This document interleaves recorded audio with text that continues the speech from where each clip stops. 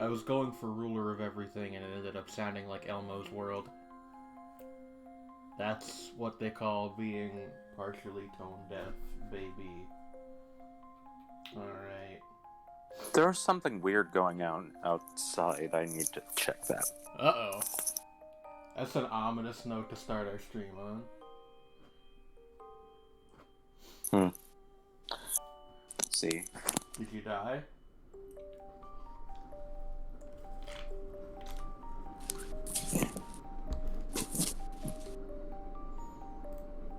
Check the options real quick while this... Yeah, I figured.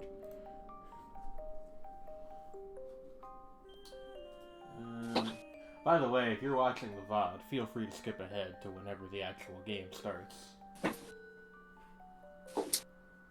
Permitting quality. There we go, alright.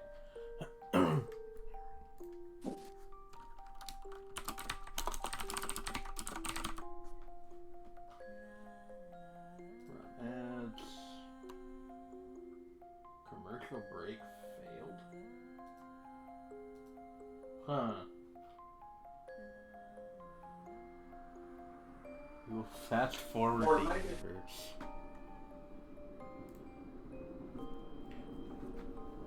Trying to run some... Oh, there we go.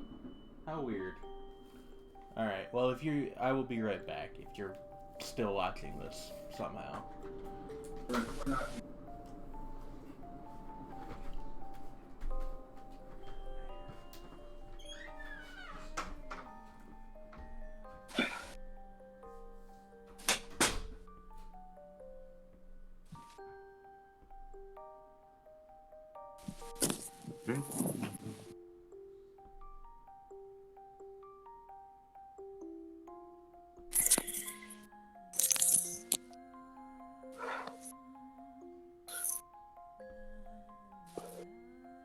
Okay, hello? Guys?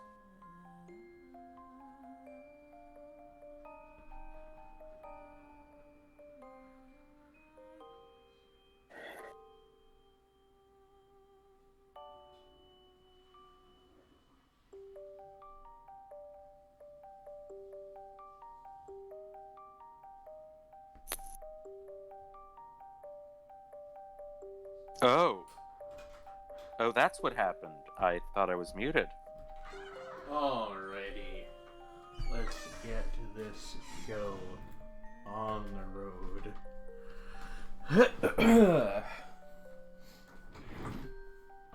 We got 80 seconds of ads remaining.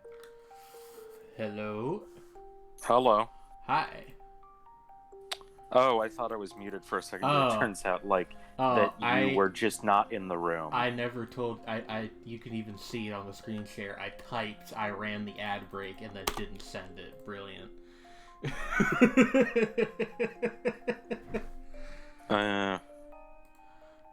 So Shredney, how much do you know about Legend of Bumbo?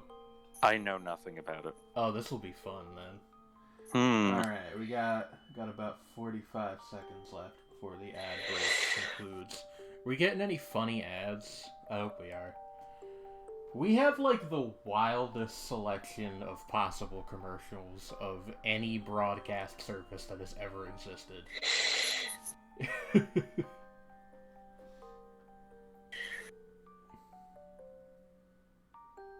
Is Isaac adjacent? That is true. That is very true.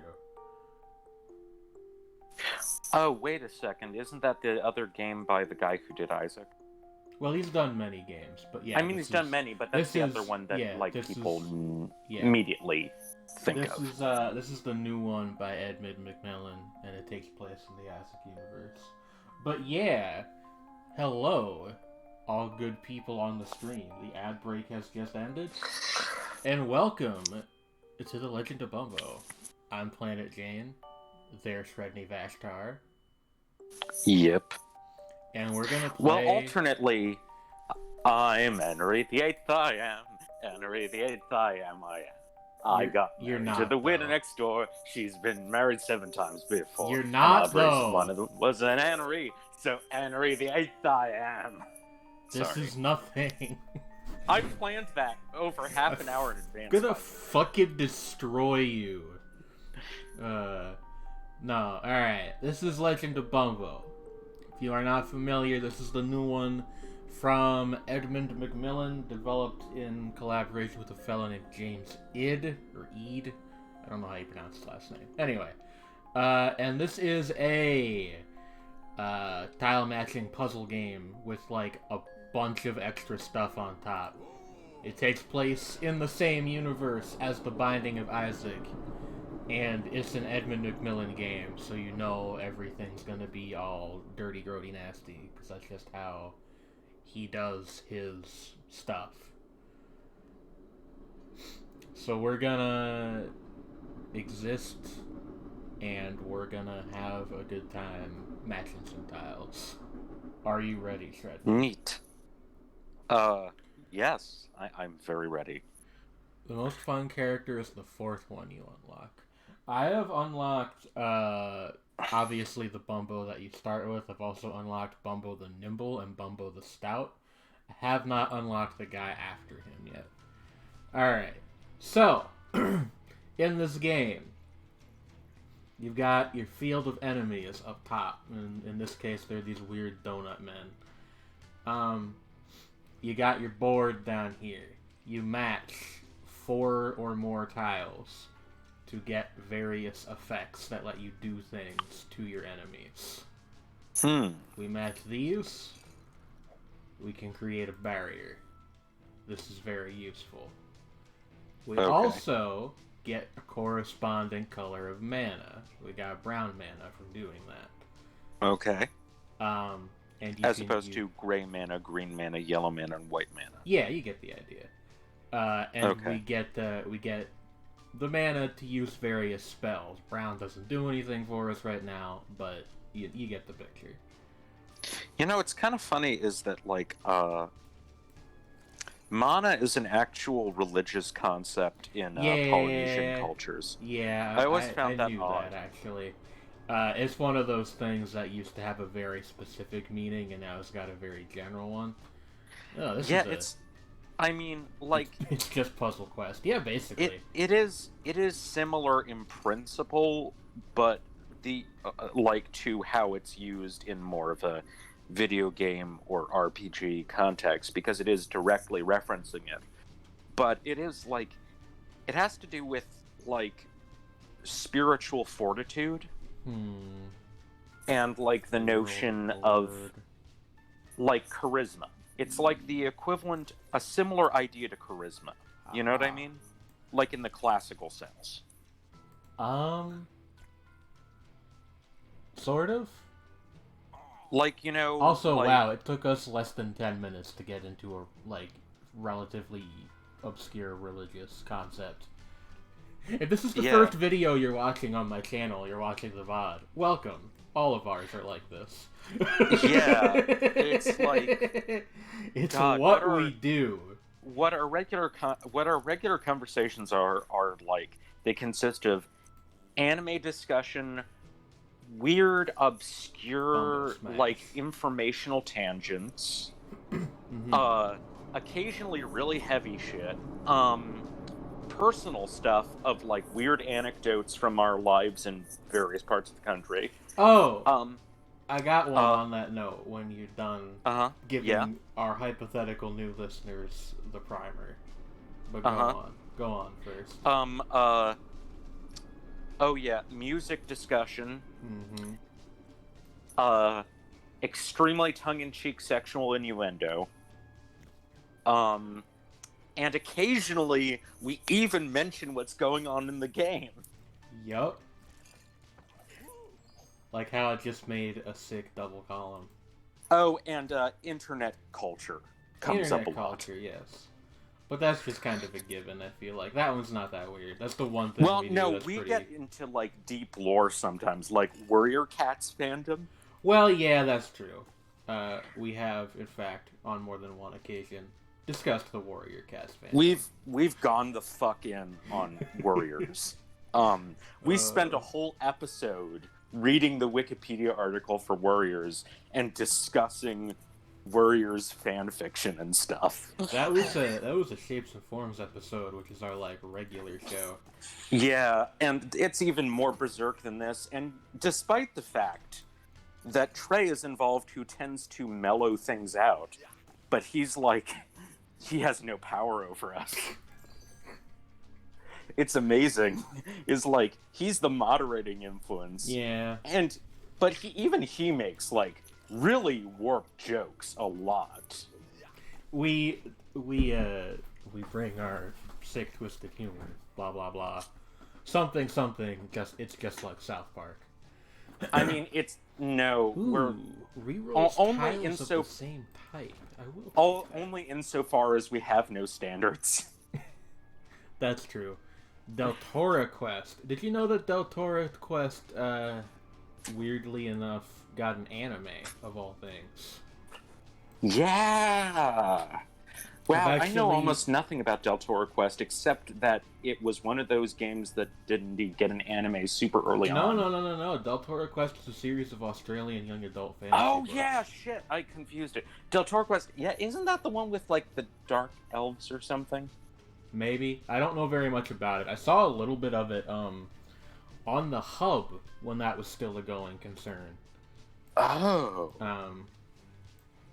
But I didn't like really internalize it, I guess. The Hub, I don't really the channel, yeah.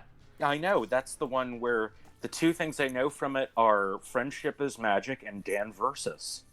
Yeah, well, their big premiere shows were My Little Pony: Friendship is Magic and Transformers Prime, because it was owned by Hasbro. Yeah, it's like the two Hasbro related things. The one original thing I remembered was, again, Dan Versus, because we knew a guy who wrote Dan Versus fanfic. We did. I don't really talk to him anymore. I wonder how he's doing. I wonder what he's up to. He's an odd guy, but I wish him the best. Alright, so I have been weird clued dude, in, but decent guy. I have been clued in to a pro strat with the tiny dice. What you should do, apparently, because what this does is it rerolls all tiles of a single type. Apparently, the idea to get the most out of this is you pick the least or second least common tile type on the board. Because you want to increase, be the brown. Yeah, you want to increase the homogeny. Although I say that before we do that, well, actually, we shouldn't turn that on yet, because I think we should do the 5 in a row green first. I'm out of moves. I can't. Oh shit, that's lame. Yeah. Generally, like the idea seems to be that you want to use your spells at the end of your turn. Okay, that didn't do anything right away, but we got a big green matchup. Ooh, okay. Well, actually, we've got a yellow first, which is a free move. All right. And then that cascaded. Double free mood. See? Move. Well, free mood is like just our lives. Free mood is the show. But yeah, yes. So I was walking down to Subway, like, maybe half an hour ago. I was walking to Subway. No. Oh, free mood? But, I was walking to Subway earlier, and it was just, a pair of two dudes, in the open, like, the curtains open window of their apartment, just fucking. I mean, it was just like, huh. I feel like they don't know the window's open, but I have no way to tell them. So I guess I'll just keep walking. Okay. Well, not the window itself wasn't open, but the curtains were. You know what I mean? Yeah, I understand. It was just a surreal experience. I mean, it happens sometimes. It happens so fast. You change your passion for glory. It was just very strange. Yeah, it's just like... It's like, wow. huh, alright. It's like, I mean, Windows Open guys said gay rights. Apparently they did. I mean, the area I live in is like sort of, kind of a college town. Like, it's not really, but there's a college nearby, so there's like a little bit of that culture. So occasionally just stuff happens like that. Oh, like, wait, there's like a 5-6 in a row. Yeah, Great. you're gonna get a big tooth. Also, all of the different tiles have different effects, and Neat. they get different bonuses from getting larger matches. The teeth do more damage the more of them you have. Bumbo Neat. Smash. Bumbo Smash. Yes. But yes, and of course, those two guys definitely did smash. Fuck you. But I mean, good for them. Good for them. Yeah. But they also, should probably close the window. Close your blinds, my dudes. Blinds. That's the word I was looking for. I don't know why I kept calling them curtains. Like, put down your blinds, my dudes. Plot twist: they're log cabin Republicans. We gotta. I hope not. My roommate raises the possibility that maybe they wanted to be seen, which is definitely true, possible. But who knows? We live in a strange world. We live in a society. Bottom text. Well, one of them was bottom texting.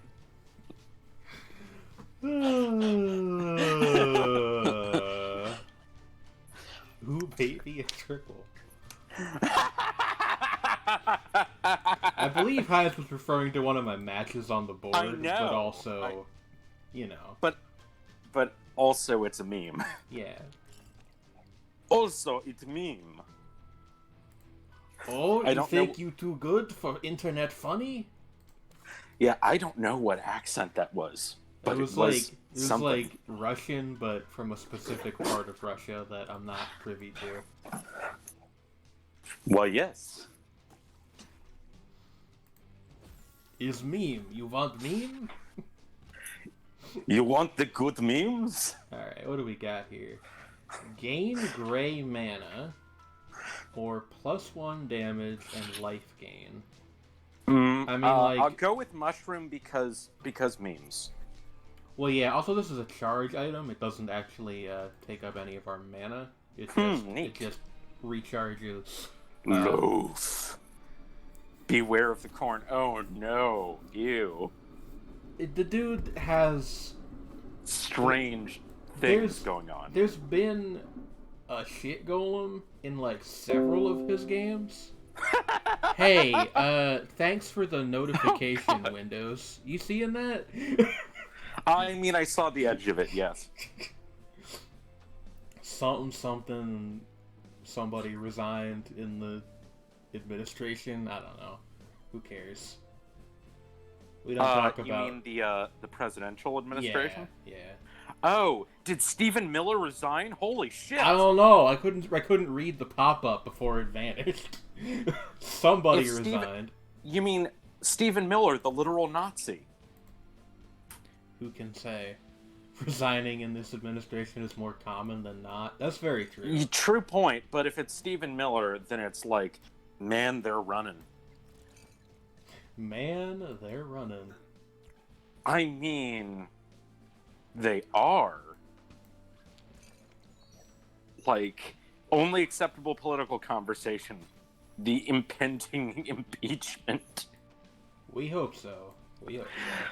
Oh, yeah, like, it's like the Republicans are trying so hard. I will play impeach the president on stream if he gets convicted. I don't care. Ooh. I don't care. Oh my god. We got Horf tiles blocking our stuff. Let's see here. I think this is probably the best move we can make at the present moment, unfortunately. Because it will slow him down slightly. Yeah. We don't have enough teeth. No, there's like... I have yet to figure out like what the optimal strategy is for this game. I feel like at least part of it is like kind of developing sort of a list in your head of like what you're trying to match from most to least important. Mm-hmm. I mean, right now I would like to match anything, but we do have the The barrier yellow there. is close. How many moves do we have? Just the one. That's this meter up here. Oof. Can I just... No. Okay. Wait, no, there's a match. Oh! Good. Excellent. Yeah, Bumbo the Stout has that, what the heck is it supposed to be? Like a blender that he can use to, like, destroy tiles in a cross shape. But, I think we're fine. Because now we're comboing. And we've got the barrier there, so he can't, like, actually do anything next turn. And we got a tooth, which we can use to kill this. Good. And now we can smack him with Bumbo Smash. And now he's only got 2 health left. Ooh. Ooh, neat. Let's re-roll the board a couple times, see if we can get any freebies. Oh, geez. Wait, no, we don't have any... Oh, we don't have any moves left. Oh, yeah. Fuck. We'll be fine. Or will we? Okay, we got 2 moves here. Oh, do those orange things, like, just totally fuck us? They just don't do anything. I'm pretty sure. Oh. Yeah. Oh, they become something else when they're aligned. Like one of them does. Well, this sucks. I guess we just move this over here and then try to make a match next turn. Oh, he stomped his own guys. Brilliant. Okay. Never mind. We're fine. Ooh. Oh. Oh, he got dead. Yeah, the game does seem very swingy at the moment. What do we want here? Bone Spur. Bones deal additional damage, or the Silver Skull. Gain mana from kills. Ooh. These both seem pretty solid. These are both good, but I think gaining mana from kills is... we'll try that, yeah. Because you could just get damage up from other ways, other methodologies. Yeah, like, just... Let's spin the stat wheel.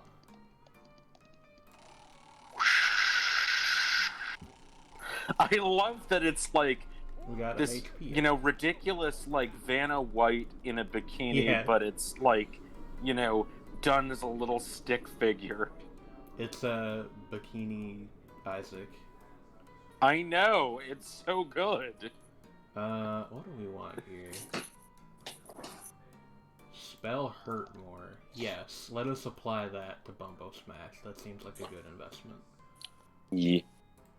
Can I play you? No, you cost 5 cents. So I guess we will just skedaddle on to the next floor. The Forlorn Hollow. Blue enemies are resistant to spell attacks. Did you know that, Shredney? Blue enemies are resistant to spell attacks. Blue enemies are resistant to spell attacks. If you didn't know that. Also, guys, by the way, do let me know if the game is like too loud or something, because I haven't really been... Does that mean that like that if you tried to attack Dr. Manhattan's dong with a spell, it wouldn't work? Shredney. Shredney. Shredney. Yes. I'm going to end you. Please don't. I'm gonna. It's too late, baby, now it's too late. Do, do, do, do, do, do, do, do. Like, I'm not throwing shade at you, but until you said that there were people on Twitter that you didn't understand why they liked it, I literally didn't even know that show existed. What show? There's a TV Watchmen show. Oh yeah, yeah. I've heard from some people that it's pretty good. Yeah, surprisingly. Yeah, it's apparently all right, but like I just don't know anything about it. like way better than you would expect was generally the vibe that I got. Which is yeah, part of the surprise is just how many, like, not even necessarily bad, but like not really true to the spirit of the original adaptations there have been of Alan Moore properties. Mm-hmm. Whereas this one is like pretty much pretty much doing what it should be doing. Yeah, that's my understanding. Yeah, we have like nothing. Berlatsky is like half of the time he's dead on, and then half of the time he's like, Who is Berlatsky? Noah Berlatsky is a media critic who used to be like involved primarily in comics, and he does a lot of political commentary. He's done some really good articles on why the dirtbag left fucking sucks. But he's like, I have like complicated feelings about a lot of his work. I respect him, but he's wrong a lot. There are people who I definitely feel that way about, so I understand the feeling. And I talked to him on Twitter. He's a nice enough guy, and he's not stupid. He's just like, I really disagree with him on some things. He's like, I don't know. It's just like, he has like the... Do we want to re-roll the board? So something that the game does not tell you, that is sort of not intuitive unless you think about it. Re-rolling the board doesn't actually change the tiles on the board, it just moves them around. Yeah.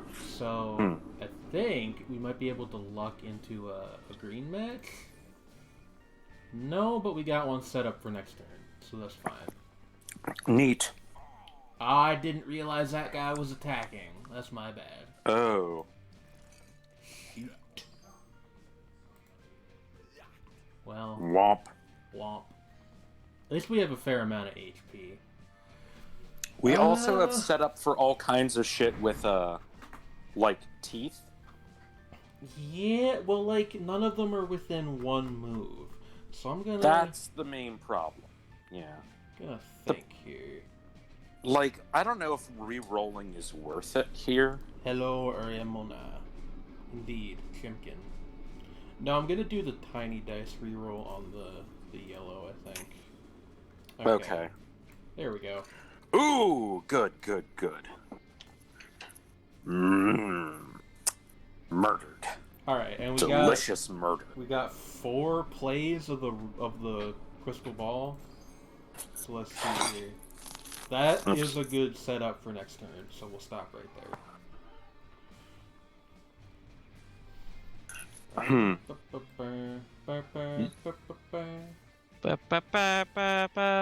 hey, Win. You scared the shit out of me. Hello. Hello. Hello, Win, my good friend. How are you? I'm decent. That's good. That's good. And so we got we Bumbo in.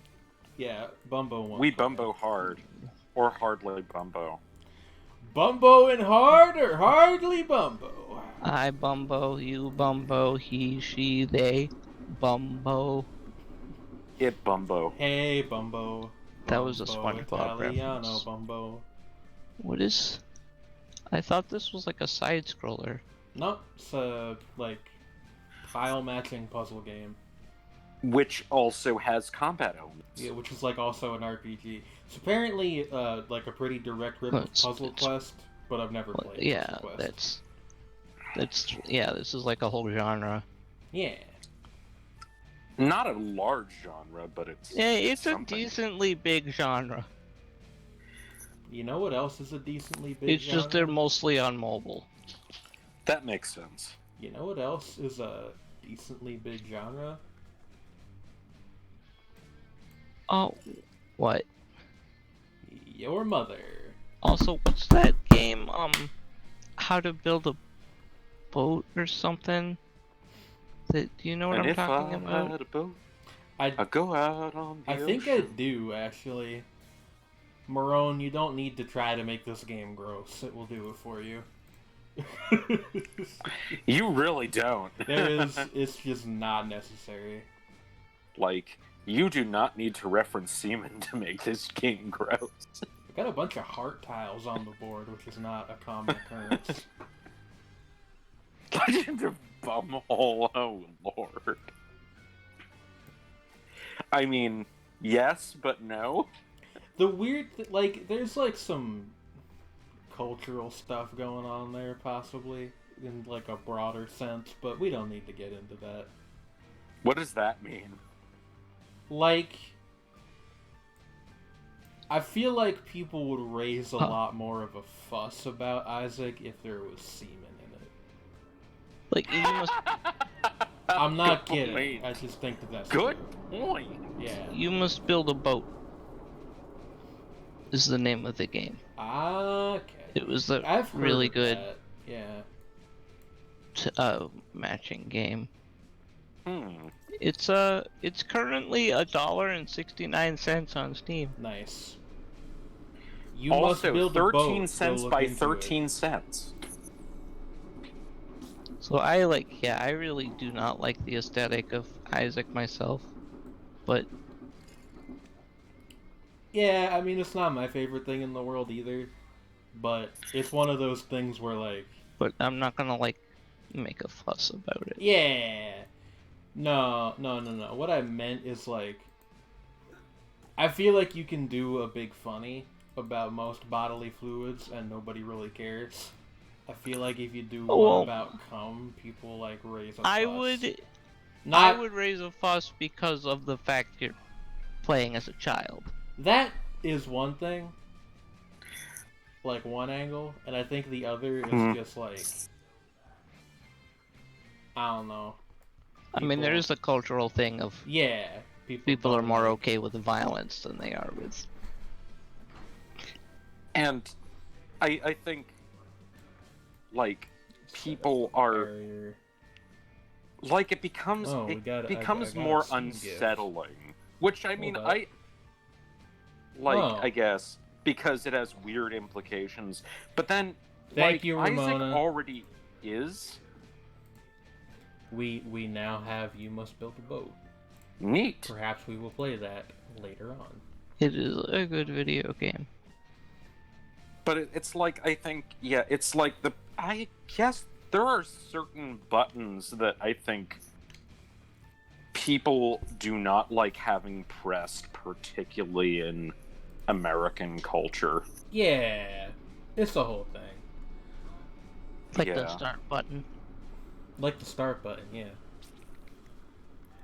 Read an interview where Edmund spoiled how this fits into the Isaac universe, and I'm mad I did because it's a cool twist. Huh. Well, yeah, I really care about Isaac there's people canon. There's people who do care a lot about Isaac lore. I'm not really one of them, but it's interesting. Like, it's cool that he tries. Put thought into it. Yeah, you know. Goodbye, Marone. Have fun with Symphogear. Goodbye, yes. Marone. But it's like, I don't know, it's like, the thing is that as, like, over the top and kind of grody as the whole aesthetic is, that he actually put thought into it is something I can respect. Yeah. There's, like, also some kind of weird tie between this series and Timefuck, which I don't fully understand what's going on there. It's an older game of his. It's a puzzle platformer. I really like that one, too. Yeah, it's like... Also, I like some of the, like, weird little details in this and Isaac in terms of, like... Like the guy who was just there with, the crown and, like, the pennies over the eyes, Yeah, I don't know what's like up with him, but he's neat looking. Yeah, it's like an... Bumbo Yeah, I mean, like, as an indication of the dead rising, I like that detail of it can see without eyes. Yeah, Which is... And also the 2 cents for the ferryman. Mm-hmm. Which is, like, a real tradition. Like, I think that goes back to, like, Greece. It's a whole thing. I think the idea, like, the guys with the little puzzle piece on their head, you can't hurt them with spells. You have to match tiles to hurt them. That makes sense. I believe is the deal there. Yeah. So what have you been up to lately? What? What if living? Oh, okay. I've been listening to a podcast called King Falls AM. It's sort of like a comedy / spooky supernatural thing. I guess you could say it's similar in idea to Night Vale, but different in tone. Mm-hmm. That makes sense. I mean, the title kind of... It has queer rep and stuff, which is cool.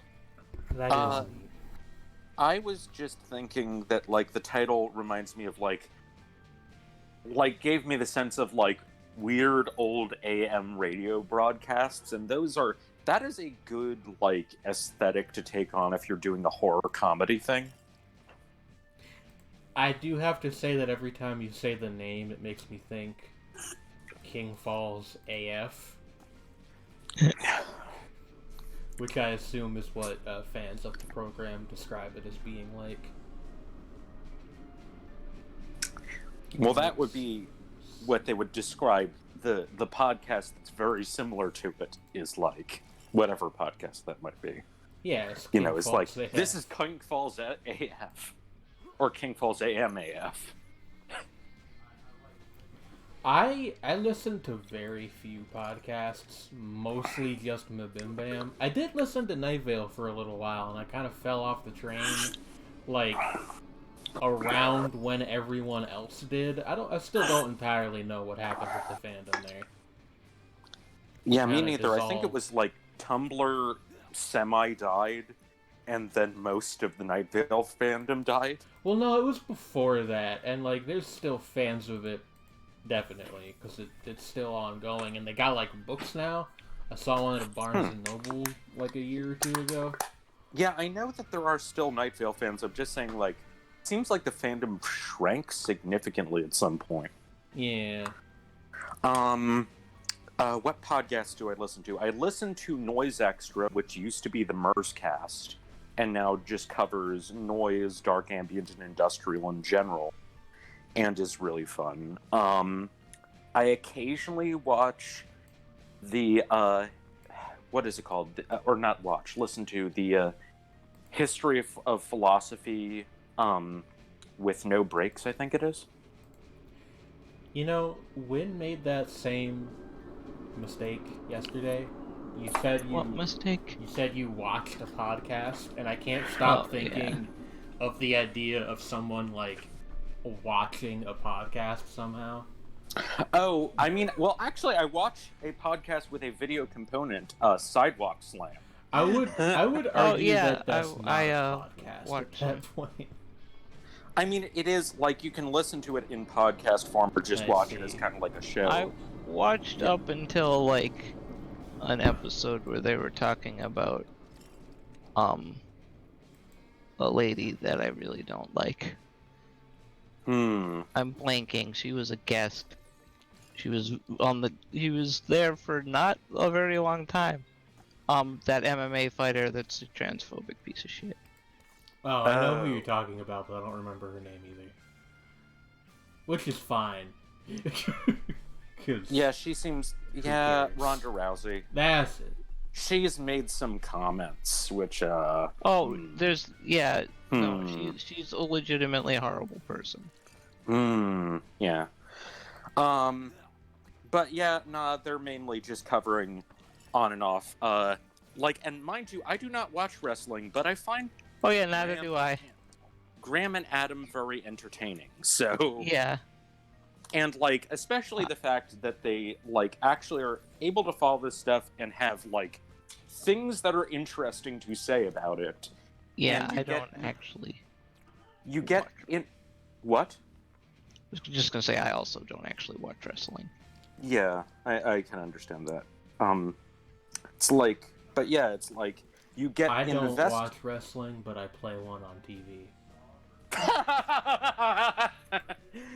But yeah, like you get invested in their investment in it. You know what I mean? And I dig that. I'm sorry at my own lack of commentary here at present, by the way. I'm like lost in the puzzle sauce. Oh, that's totally fair. Yeah, I was watching that. I am watching that and paying attention because I am invested in your playing this. Like the reason I really enjoy this game and I think it's fun to stream it. The reason I don't think I'm ever gonna play it on Shapes and Forms, except maybe on special occasions, is that runs take like a very long time. Like we're only on the second floor right now. And well, I would suggest that you move the like, I was gonna say that you move the green that was to the side up with one of your moves, and then move down the other one with your moves so that you had an even longer streak. But you already were in the process of doing a thing. Yeah, it's just like whenever there's like a tile-based puzzle game, I immediately start playing Backseat Driver. It's all right, I think it's a pretty. Oh, you don't get to pick which one you kill, huh? That's good to know with that. I didn't know that. I feel like it should say one random enemy then, but whatever. I don't really need hearts. Can I luck into a free green combo? I can. All right. Okay. But yeah, it's like yeah, the recent ones they've been like, oh god, the WWE has gotten really bad lately, on top of being awful for other reasons. The bit here. What? Okay, so like, I realize I'm opening a can of worms by asking this question, but Murr is talking about it in the chat. So like, what is Riverdale? Oh, Riverdale? It is a television show that is technically based on Archie, the comic series. Yeah. It has the characters, but it's completely buck wild, and weird shit happens. And it's also edgy. It's edgy Archie. Is it edgy in like a fun way, or yes, sometimes maybe. That's a good answer, really. From what I understand about Riverdale, is like yes and also no. Like it's like yes, but also no. It's like I hear people talk about it a lot, and it sounds interesting. Is the word I'd use. Yes, that is my understanding. This. Well, I don't like that it also uses bone mana, but whatever. Hey, Jagu. Hi, Jagu. No, I'm making a joke, because... Oh, okay, but slime. still. I mean, hello... Slime joke. Hello, gelatinous cube. Yeah, it's just... I do like that occasionally Edmund will just be like, I could just put a D&D monster in this game, and then he does. But it's an A+ D&D monster. Look, the gelatinous cube is great, yes. The worst in the best way possible. You know what I mean? Because they'll fuck you up. Well, you see, the thing about them is that they're gelatinous.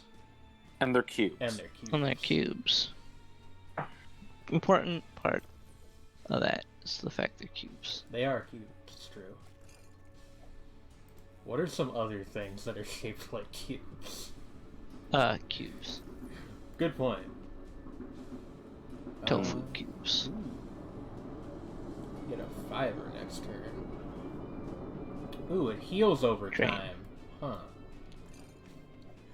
When you always point out when the train's going by. Yep. Yeah. Not because it annoys me, but because I like the train.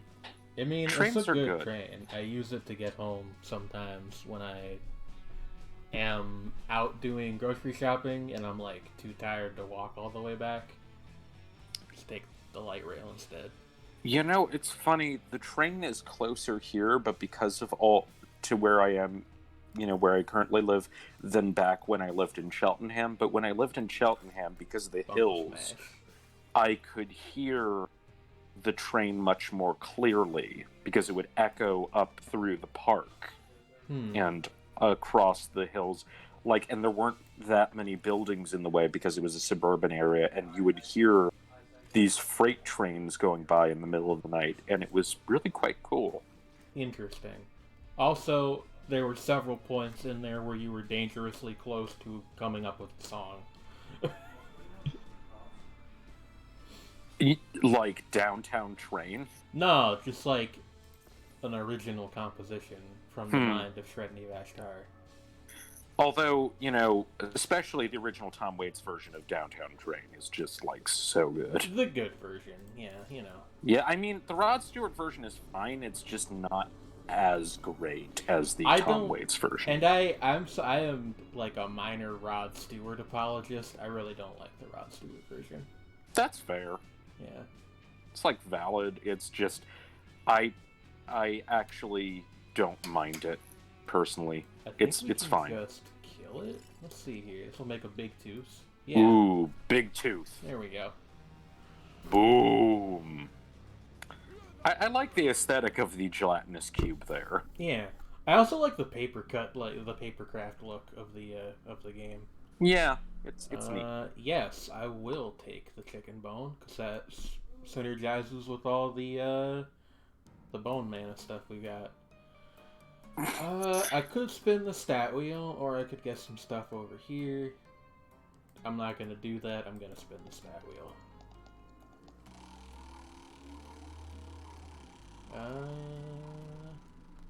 +1 movement. Okay. Neat. And I still have money left somehow? I'm not entirely sure. I've heard that the coin counter in this game gets wonky sometimes, so that might just be broken right now, which is fun. If it were intentional, that would be interesting. Is like intentionally make the coin counter wonky? I don't think it is. It's also possible I just wasn't paying attention. No, but I mean, it would be funny if you like built that into the game. Is that it's Can I get not this to entirely cost something predictable? else? Okay, I did. Like, I get that people don't like RNG, but I think it suits the aesthetic of the weird jank of all this. There's plenty of RNG in this game already. I don't think it needs any more. Like, it would be like that somebody tries to rip you off in the in-between segments, would just be hilarious. There are, in Isaac, there's wooden nickels. Oh. No, what the heck is it? They're called sticky nickels. The game will occasionally drop what look like regular nickels, but they stick to the floor. Oh. You can't pick them up unless you, like, bomb them. Oh. That's just mean. I think it's funny. Nobody else who plays the game I mean, it is funny. It's just evil at the same time. Yeah. But, oh god. But yeah, what I was saying earlier is, like, actually, it might be worth giving a look to the last couple episodes of Sidewalk Slam, because it is really funny to see them rip into the recent WWE mainline stuff, because it is so bad. I got a curse. It is funny because, like, I was thinking, like, actually, that is a good description of that content. Is very cursed. Oh. and just seeing them just like, Timing. oh no. See you, Okay, Mer. see you, Mur. Oh yeah, I really want to play Pathologic 2, but I would probably really suck at it because it seems really hard. I'm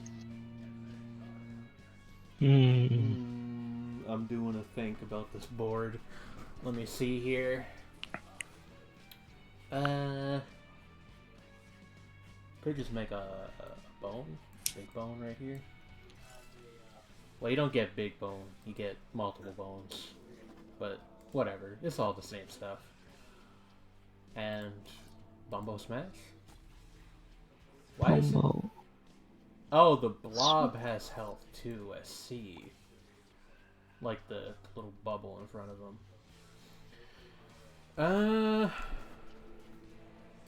Let's blow this up. And blow this up. We got a free move. And now we're winning, like in sort of a generalized sense. Big bones are just 2 or more bones when you think about it. That's definitely true. But what? Think about it, Win. No, I don't wanna. Big bone energy. Like those 2 guys in front of the window. It was kind of funny was like that the other Jane in your server was very surprised to hear my laugh for the first time. Yeah. Well, I don't think you two have never spoken before, have you? Oh no, we haven't. Yeah, like I mean outside of like actually in term we have I'm sure we've like probably talked, via text, interacted. It's just that she had never heard my voice before, and it was like and did you know that she is Welsh? Well, maybe if she watched our streams. Ooh, I will take rock friends. That seems we need good. to like just like Shanghai everyone in the server into our streams just to up our numbers. Jane 2 call out sidebar. I'm gonna start spending my money to promote Jane's stream tweets. That would be one way to get people here. I don't think we'd get very good people, though. We'd get a lot of spam bots. Probably. Or people who just, come in to complain about promoted tweets. Which, I get Oh, it. no. I get it. Oh, no. Resist like, granted, promoted tweets are annoying, but, I don't even see them. Yeah, if you have, uBlock, you just don't see them. I mean, yeah, fair. Maybe you gotta kill this guy first? Oh, that's a nice trans pride emote. That is a good one. Trans pride. Oh no, that is trans cat girl pride that you are exhibiting there. Yeah. Yeah. I'm gonna go for now, but I might be back. Alright. See you. And goodbye for now. Goodbye. Goodbye, friend. Good luck bumboing. I will do my best at Bumbo, although I did just get 3-hit comboed. I just have to wait for them to pop up, that makes sense.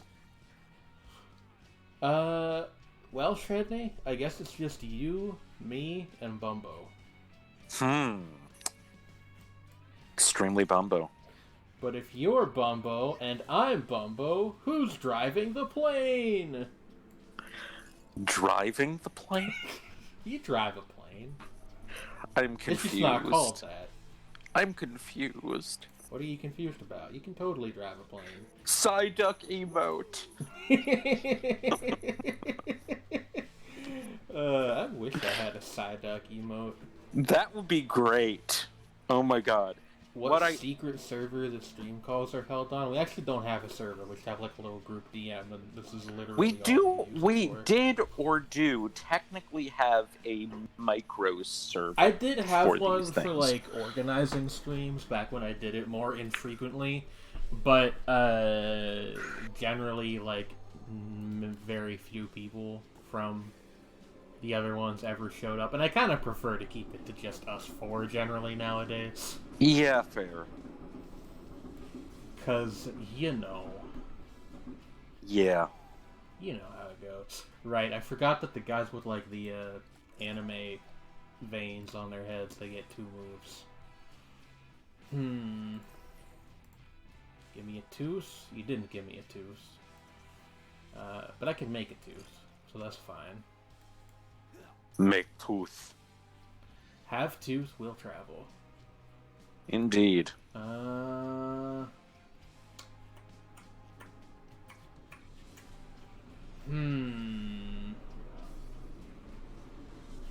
Shit. Help. Like, I'm not dead yet by any means, but it's getting a little bit dicey. Oh, you did kill him. I did. Let's get a free move. I can't actually hit this guy because he's down at the moment. So instead, I'll do this to prevent his attack. Neat. Get dunked on my enemy. Yeah, get dunked on, nerd.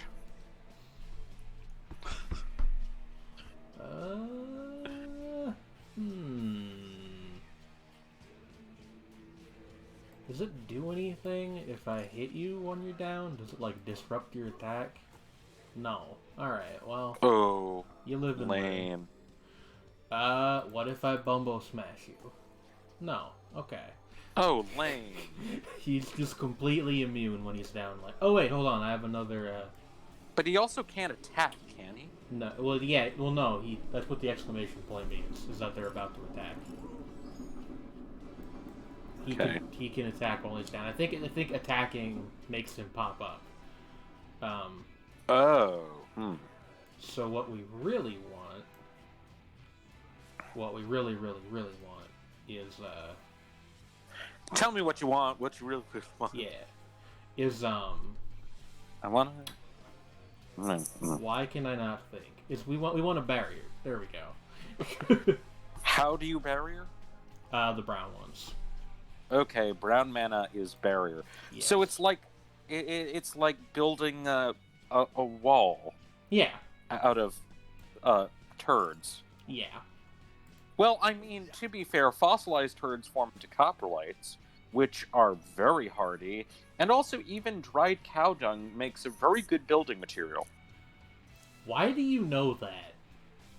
Because people literally build their houses in parts of Africa out of cow patties. You know? It is a known thing. That's valid of them, but also, like... It doesn't smell or anything. It's perfectly sterile. I intellectually I understand that. Emotionally, I'm like, ew. I mean, yeah, fair enough. It's just like it's just one of those things, you know. One of those things. Sorry. We can make a very big tooth here. Ooh, yeah. I think that'll kill him. He did. No, okay, we gotta hit him one more time. But I could just use Bumbo Smash. Yep. Alright, that was not as bad as I thought it would be. Neat. And we're still on the same run from the start of the stream. Yeah, that's pretty good. Yeah. But yeah, oh god. I'm trying to think of, like, actually other podcasts I've, like, ever listened to. Monster in My Podcast. I do listen to that a lot. I don't listen to very many I basically just listen to my Bim Bam nowadays. I mean, I don't listen to podcasts that much either. It's just that the ones that I do, like, I'll sometimes take, like, a few weeks off of them, but, like, if I really am invested, then, like, you know, it's like, yes, this is very good. There's gotta be a better play than setting up these bones, but I just don't see it. I did get 2 bones, like a Move 2 Your damage Dead bone. Bones by Dr. Reanimator. Listen, we don't need to talk about Dr. Reanimator here.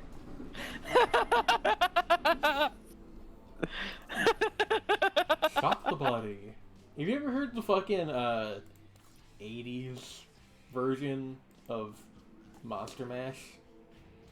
I don't believe so. It's called the Monster Rap, and it's maybe the best thing Wait, I that has might ever have, but it's existed. been a while. Shot the Oh, bloody. boy. Oh boy. It's really stupid, but in a really fun way. I mean, yes, but that's true of most of Bobby Boris Pickett's output. Look, Boris Pickett is maybe the only valid musician to have ever lived. I mean, I would say that, as I commented before, like, Angel Markloyd of Fire Tools her music may be the only music. This is the only music now. If you're not doing this music, that sucks for you, because this is all that it is now. I mean, that and Luke Wyatt of Torn. Did you see the other day when I decided to listen to a bunch of Exit Trance compilations at like 5 a.m.? No. That was a Exit weird... Trance? Do you not know what Exit Trance is? What is Exit Trance? Explain. Exit Trance is a series of compilations done by the Exit Tunes label. Okay. And their thing was that they released like very cheesy trance remixes of anime songs. Oh, okay. Okay, that makes sense. I was just wondering about the name. I did know that there was that anime was involved in this. Yes. Their biggest thing that they're probably known for is the trance version of Hare Hare Yukai. Oh, huh. Move a tile 1 to the right. Yes, I will take this. So it's a free move? Only in one direction, but yeah.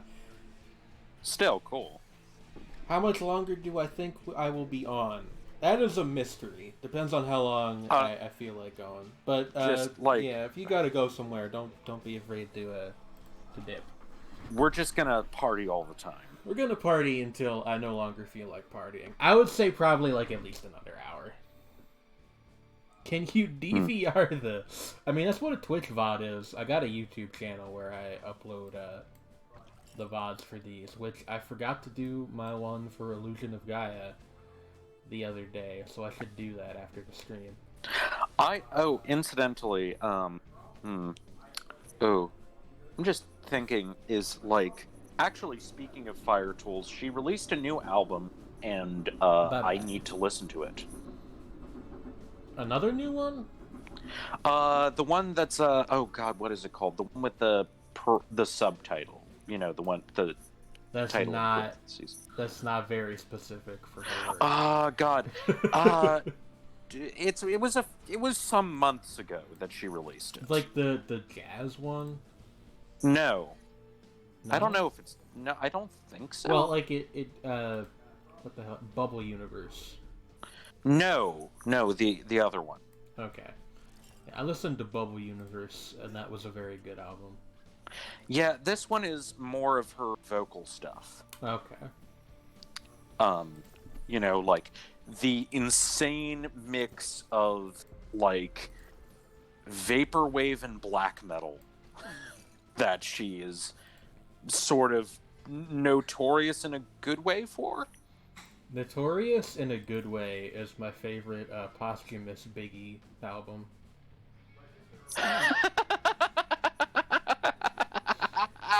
Thank you. That's maybe the dumbest thing I've ever said on this live stream. Also, hey, I don't think anybody is here anymore, so that's fun. I mean, we can do whatever we want, as though we couldn't already.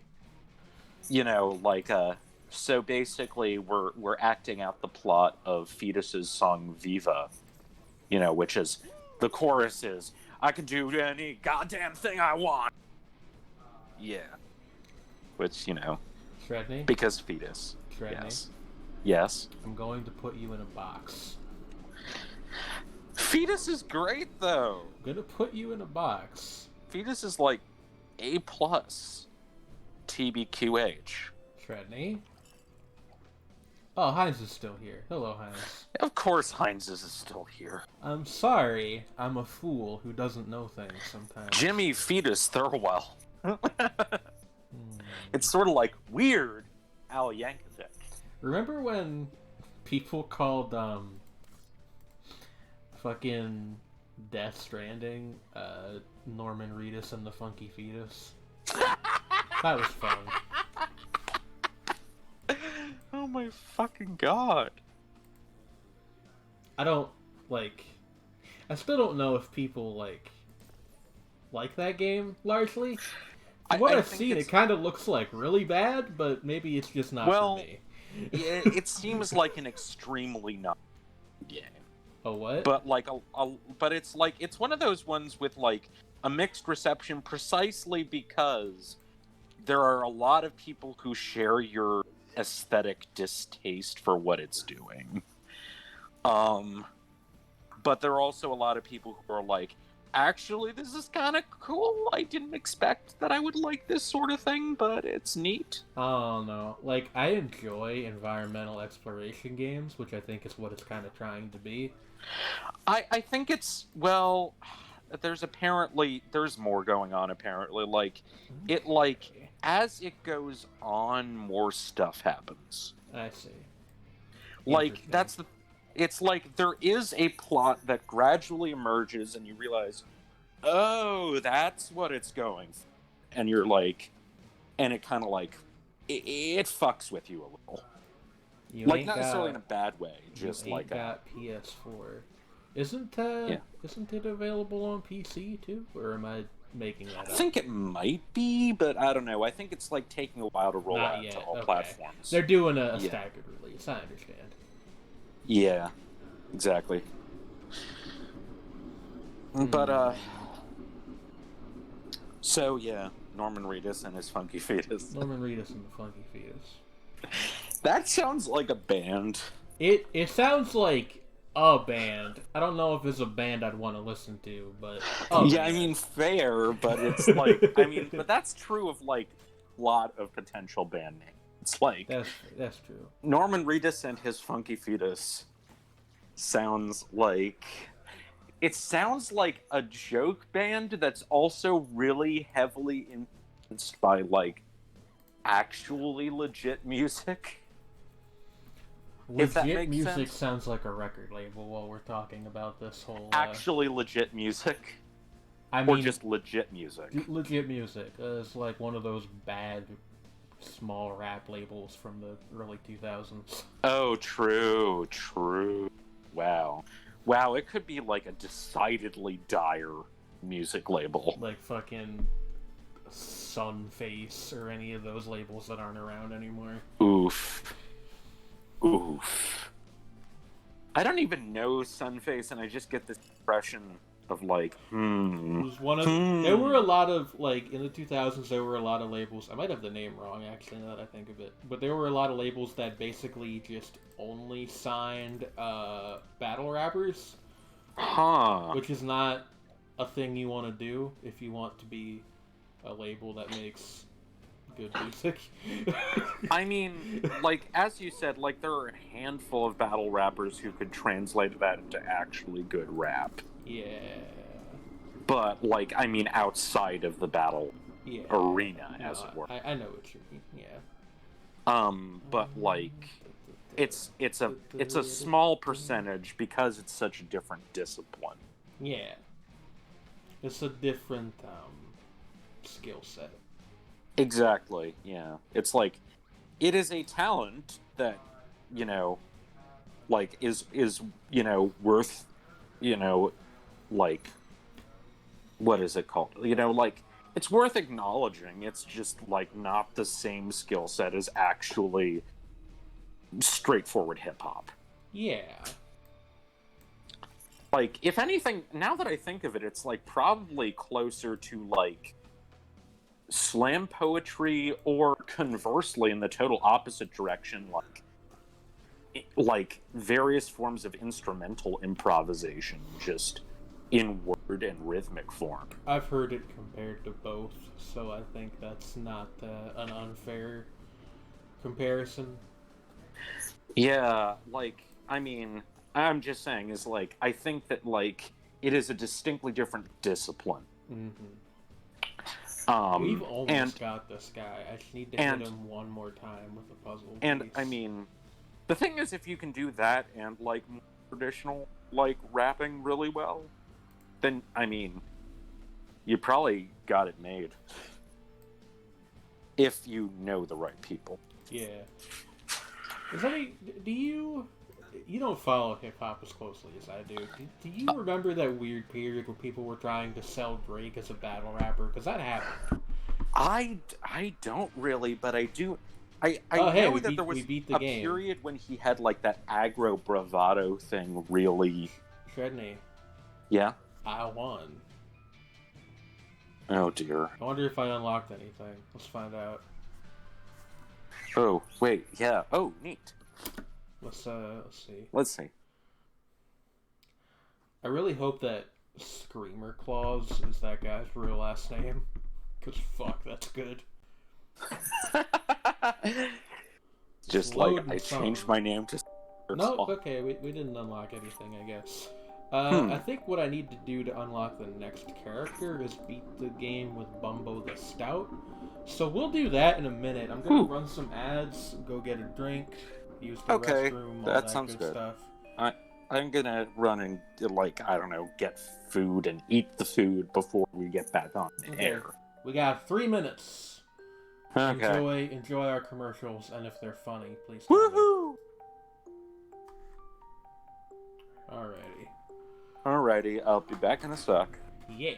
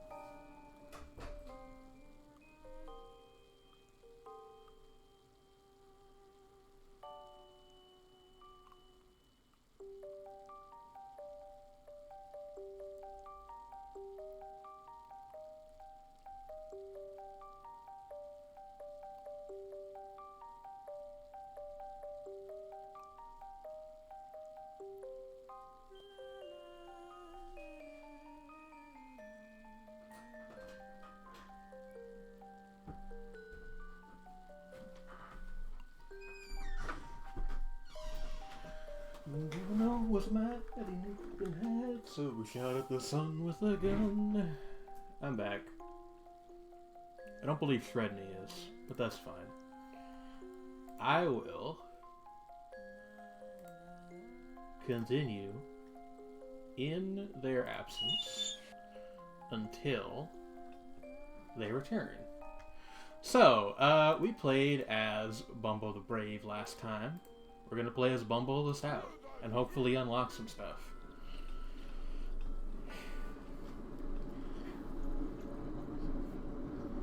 Alright. Bumbo was mad. He knew he'd been had, so we whacked at the board with a stick.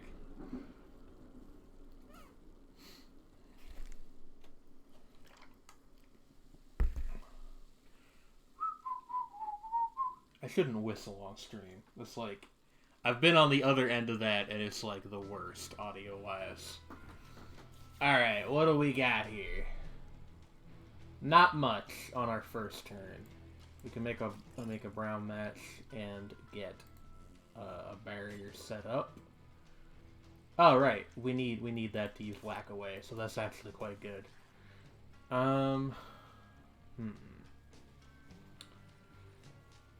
don't see any other matches, but we can set up this, which will give us 2 possible matches next turn. Alright, I also forgot that Bumbo the Stout gets bonus mana. That's like his passive effect. Set this up here, but it's not going to be necessary because we're just going to smack. And we're gonna smack. That's the first room clear in like 12 seconds. What's up? The snack heals half a heart. Cursed Rainbow makes wilds and curses. I've used this before and it's always the death of me. So I'm gonna take the snack. Maybe passive healing is better than I give it credit for. What do we got here? We want to build up a barrier. Like, we want to match brown tiles basically as soon as possible. So I think I'm going to just do this. And we'll lay a thing down over here. And we smack. And we smack. Alright, and that's an enemy barrier and an enemy down already. Which I think, you know, by my estimation, that's a pretty alright first turn. Now here's where things get complex.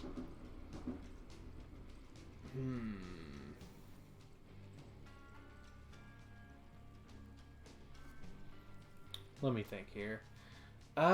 We could make a tooth. Would there be any point in that? I don't really think so.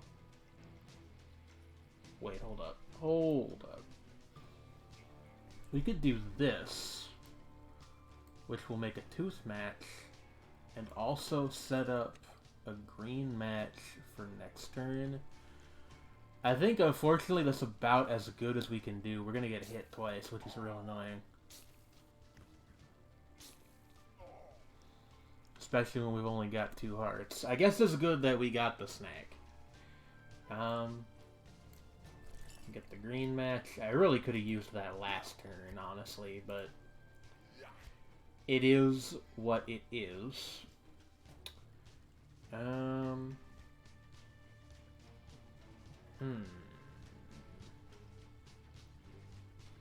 We want to use this to make matches, and it destroys in a cross pattern, so we can use this to make a match here. That'll give us a tooth, which we can use to take out this guy.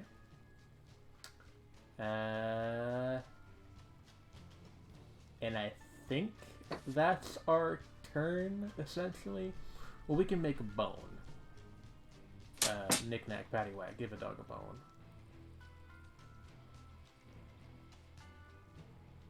Or we can set up a brown tile match for next turn. Hey, y'all. Hello, Shredney. Did you know that Bumbo was mad because he knew he'd been had? So he whacked the fly with a stick. That sounds like a setup for a questionable limerick. Well, it's the intro to Ruler of Everything by Tally Hall, but same idea, I guess. Not to be confused with King of Everything by Sarah Bareilles. Indeed. Those are very different songs. Yeah. One is about... Well, it's King of Anything, actually, isn't it? King of Anything, sorry. Yeah. I forgot. One's about how a dude is an arrogant dude. Actually, now that I think of it, maybe they're not as different as I thought. Because, like, they're both kind of about arrogance. It's just on very different scales. You know what I mean? Yeah. Same hat. Same hat. Songwriters be writing about the hubris of mankind. Yeah. Alright, and now we can use Whack Away to kill you. And kill you. So, Shredney, I'm playing They as... see those who offend...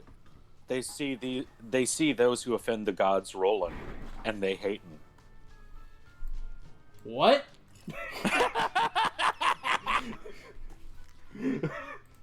What does that mean? I mean, they see me rolling, they hate them. But it's about those who offend the gods. Shredney, Yes. I'm gonna get the box again. What's in the box, Jane? Gonna be you in a second. What's in the box, Jane? Sorry. The hubris of mankind. I mean, fair enough. Are you using a poleaxe against them? Nah, it's a stick. See? Yeah, but it looks like there's something at the end, like a fucking, like a halberd or something. It's a stick on a string. Okay. Not to be confused with a worm on a string, which is a very different thing. I once had a girl, or should I say, she once had me. Yeah? Norwegian Wood is a good song, and it's also about a terrible person. Much like... Hold on, it'll come to me. Much like these nuts.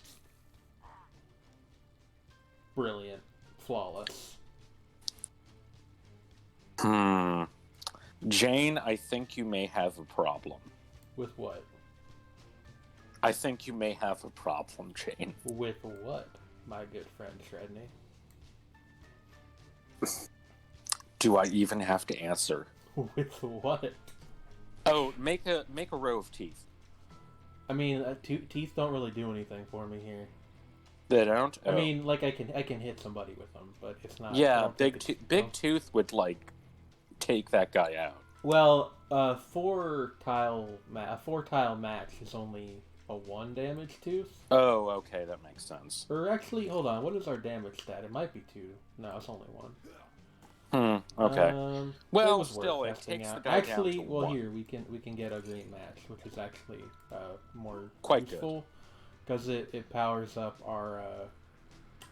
Neat. What is this thing even called? I don't remember.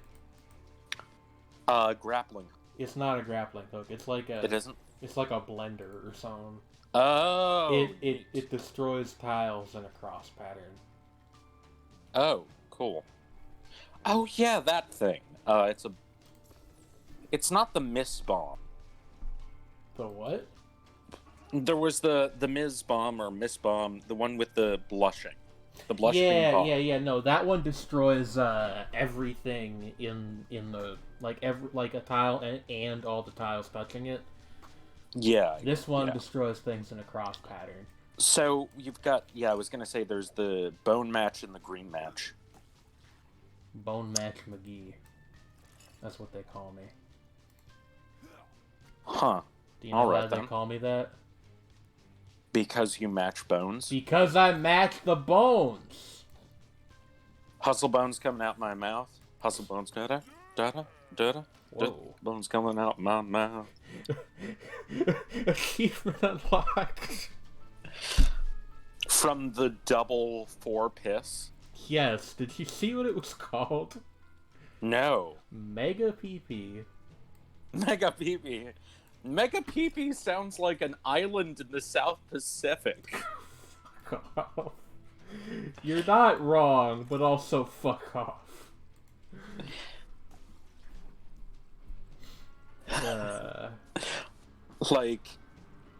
Like that one that just happens to have a slightly unfortunate name in English.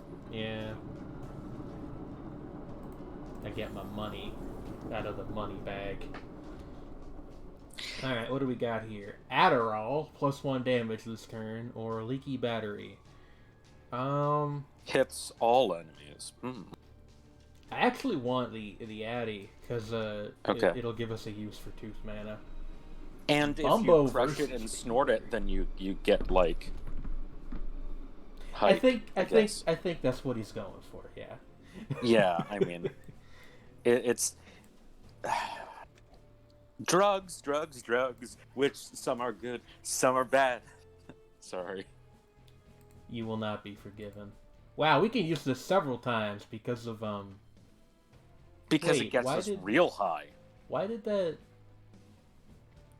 That was weird. I had a move left, but it just ended my turn anyway. Or maybe I didn't and I was not paying enough attention. I suppose that's more likely.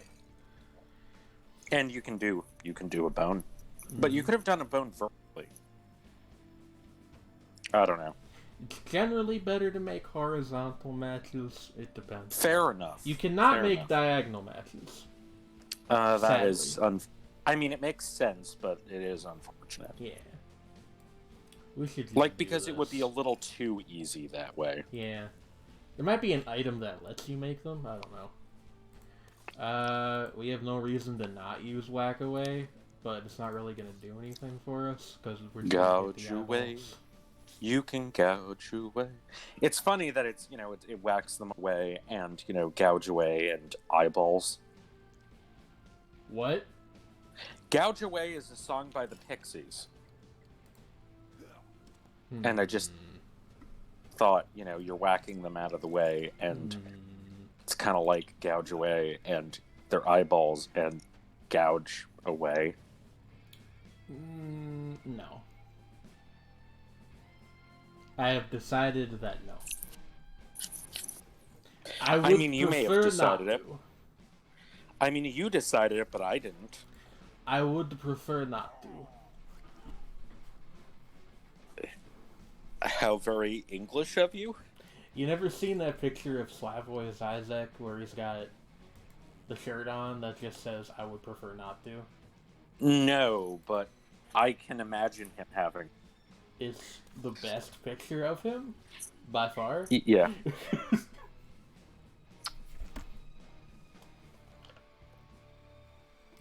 It has a big prefer not to energy.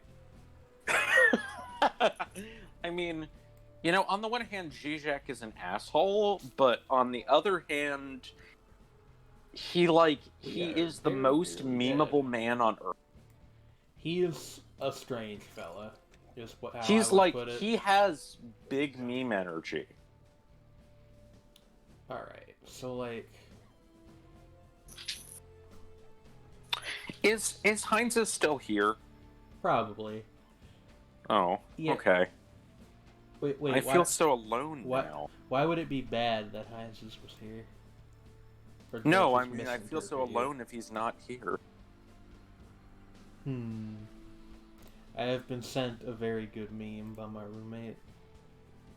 Okay. Yeah, I do not know your roommate. Her name's Marie. She lives in, here. I don't know where I was gonna go with that sentence. She lives here. That's what being a roommate is. We live here now. Which is true. You do live there, which is here. Which is there. Which is here. Been here, there, and everywhere. I've been here and I've been there. I'm there. Dun, dun. Um, Echo and the Bunnymen seem like a band you might like. I think I did like the couple songs I've heard by them, but that's not very many songs. Yeah, it's like I realized from that like sort of thing you did where it's like, just tell me what the most uncharacteristic song in my jams playlist is, and I was like, actually, all of these make perfect sense. That's a minorly frustrating answer, but I do get it. Because we know each other a little too well. Fuck. Alright, well this runs over. I'm pretty sure. Oh, are we fucked? Yeah, I thought that the eyeball was the one that was attacking, but it wasn't. It was Bumbo. No! We'll just retry. It's fine. But, yeah, I don't know. Yeah, I know that that's a frustrating answer. It's just the problem is that, like, we've known each other for, like, a decade. Yeah. So it's hard to shock me. That's fair. And it's also because I know that you have, like, very specific but also very eclectic taste. So it's like, yeah, that scans. Yeah, that scans. And it's like... Yeah, cat scans. Wait, what? No, that's a different thing, Jim. I'm being silly. I know you being a silly.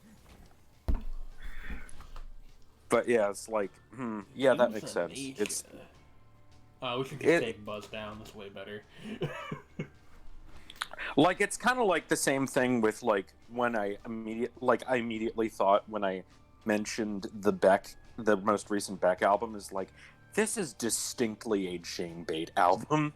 I'm gonna listen to it. I downloaded it yesterday. I just haven't heard it yet. Like, what I've heard from it, it's like not as out there as like the description would imply, but it's still it's fucking like it's fucking psychedelic folk with vaporwave synths and like occasional trap instrumentation. I listened to the advanced single and I was like, yeah, I can get down with this. He's posing in front of like an old, slightly down-market sports car with like neon Japanese letters spelling out the title in katakana. It's very much like Beck does the 2010s, but it's very much like Beck has been listening to a lot of vaporwave since he divorced his ex and left Scientology. Yeah, that's the whole thing. I forgot about that. Yeah, it was kind of weird. Is like I always knew vaguely that Beck was a Scientologist, but he never like brought it up much. Yeah, and then he was, but apparently like recently there's implications that his ex was like part of the reason why he was involved was that she was really heavily involved in it. Well, what I had heard is that he was basically born into it because his dad was a Scientologist. Yeah, I know. And then it's like it's real hard to leave. In a recent interview, somebody, like the interviewer, asked him like, are you still with the church? And he was just like, no.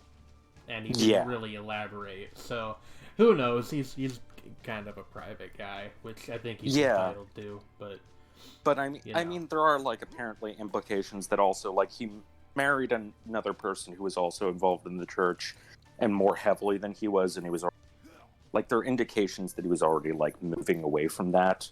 And that's really hard when you're born into it. Like that's why Neil Gaiman is real mum about that sort of thing, is because his family are Scientologists and they'll cut ties with you if you're considered a repressive person. Yeah, that's the whole thing. Which is real fucked up. And I think he was just like, Beck was just like, I've had it with the shit. I mean, I can't blame the man. I respect that. The culture is very different, but I was raised Catholic, and there's Scientology obviously is much more extreme about it, but there's some of the same stuff. Yeah, like, I mean, like, there's, I can't imagine having to deal with that, like, but to the billionth degree, because that's kind of what it seems like Scientology's up to. It's like, I feel like the tiers of it in terms of, like, religions of that kind of, like, cutting ties stuff is, like, you move from, like, Catholicism to, like, Jehovah's Witnesses to, like, ultra-Orthodox Judaism to Scientology. Yeah. Is, like, that's the hardest core of them, with the exception of, like, full-on cults. Yeah.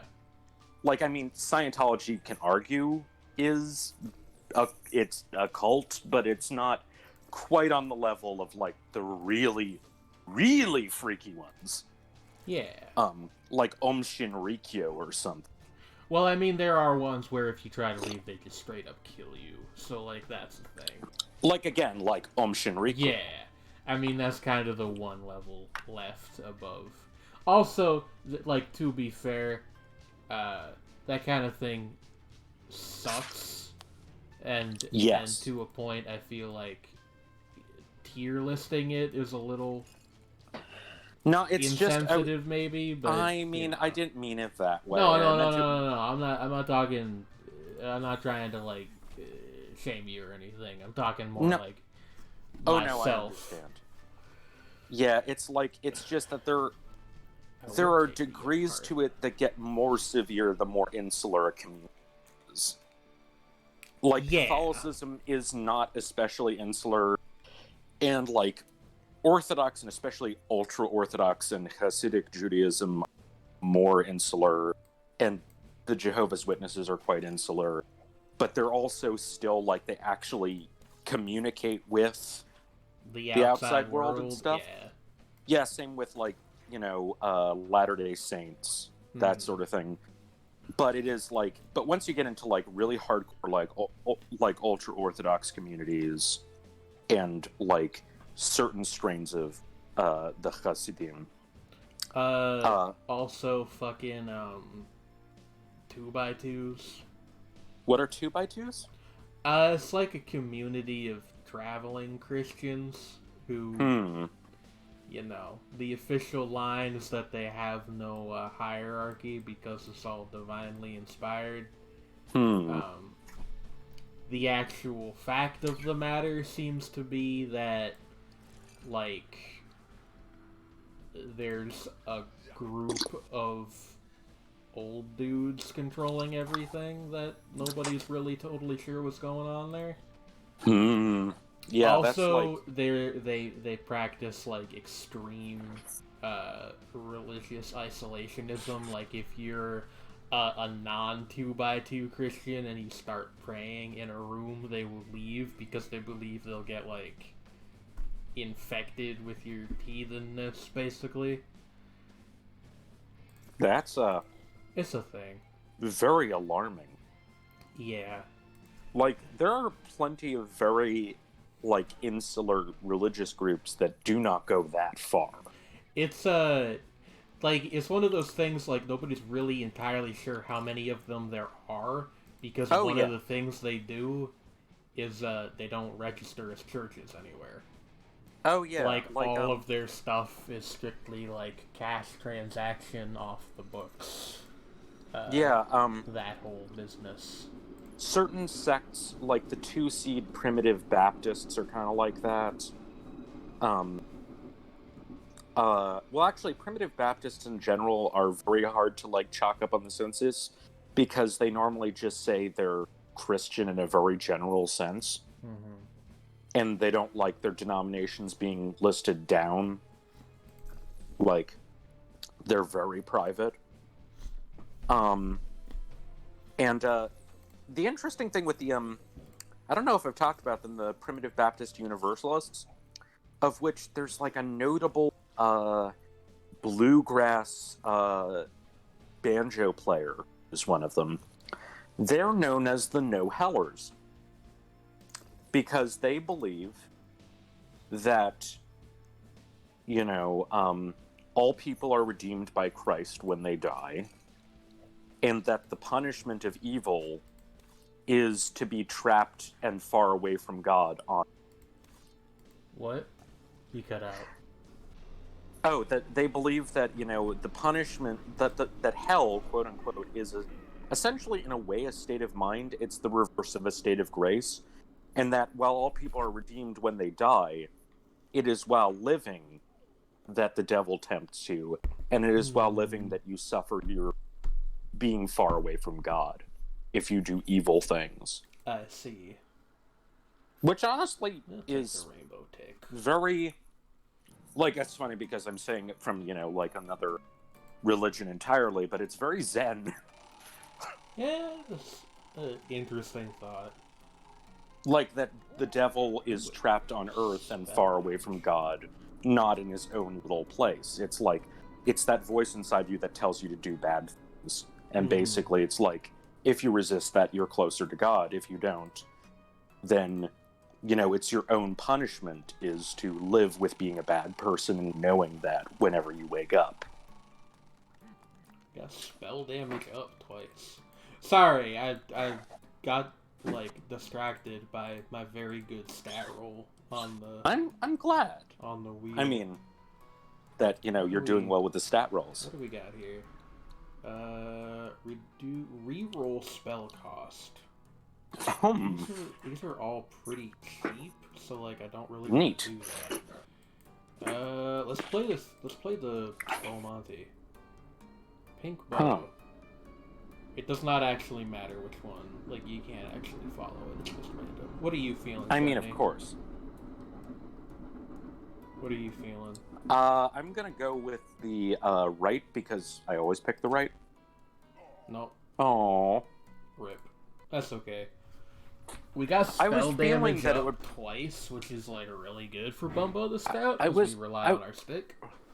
I was feeling actually, I was feeling more the middle one, but I went with the right one because I could have been wrong. Well, Shredney, you know what they say. What do they say? Oh, stuff. Fuck you. Are you frustrated? Are you frustrated?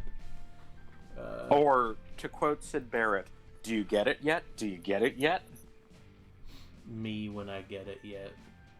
Do you know the context behind that? No.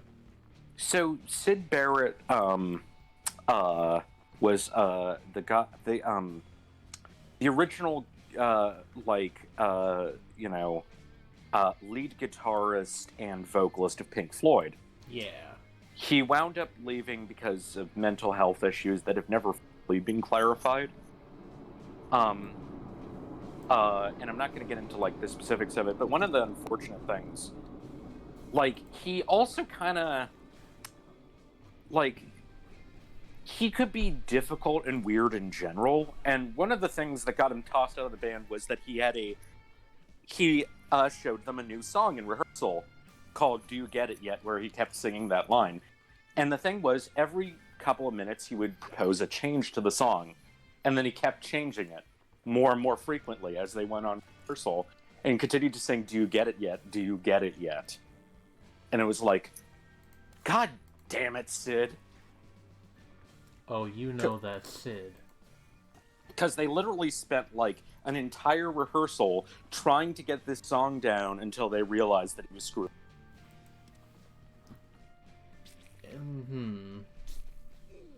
I mean, that's the sort of thing I would also be kind of fed up. Oh yeah. I mean, again, he had very serious emotional and psychological issues, but and also was doing a lot of drugs. I mean, he's a rock star in the what era would that have been? Well, I mean, even for the mid 60s, he did a lot of drugs, and that probably both contributed to and exacerbated his it both exacerbated and was also possibly caused by, in a self-medicating way, his issues. That said, apparently, later in his life, he, just, became very private and, was doing actually pretty okay. So that's good, at least. But it's like he did have to like he would only come out hiding to like release an album and like sort of tour on it every like 10 years. Well, you know what they say, Shredney. What? You're Truly, doing it he again, aren't you? was Pink Floyd. What? I didn't even... I just don't know. Truly, he was Pink Floyd. Their name was actually a combination of two blues singers. See, I believe that, but also, LOL, I troll you. Sure. Whatever you say. Those are a lot of mans Yeah, coming and for your brains. the fucking ones with the cross veins get 2 moves, which is not great. So they're gonna animate you to death. Yeah.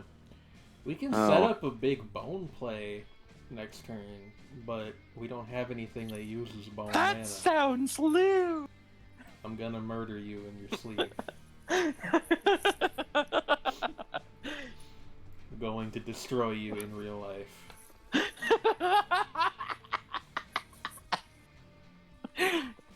I just love that, you know, like whoever the fuck decided to translate hen as lewd.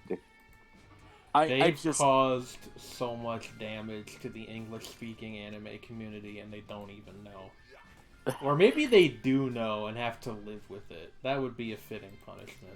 Or they're just so evil that they just are like, yes, yes. I mean, let's get real. Anime is like that, you know. Like there are people. Like what? Like there are people who just relish that level of cruelty. I suppose so. Hey Shredney, did you know a surprising fact? What? There's people in the world. I mean...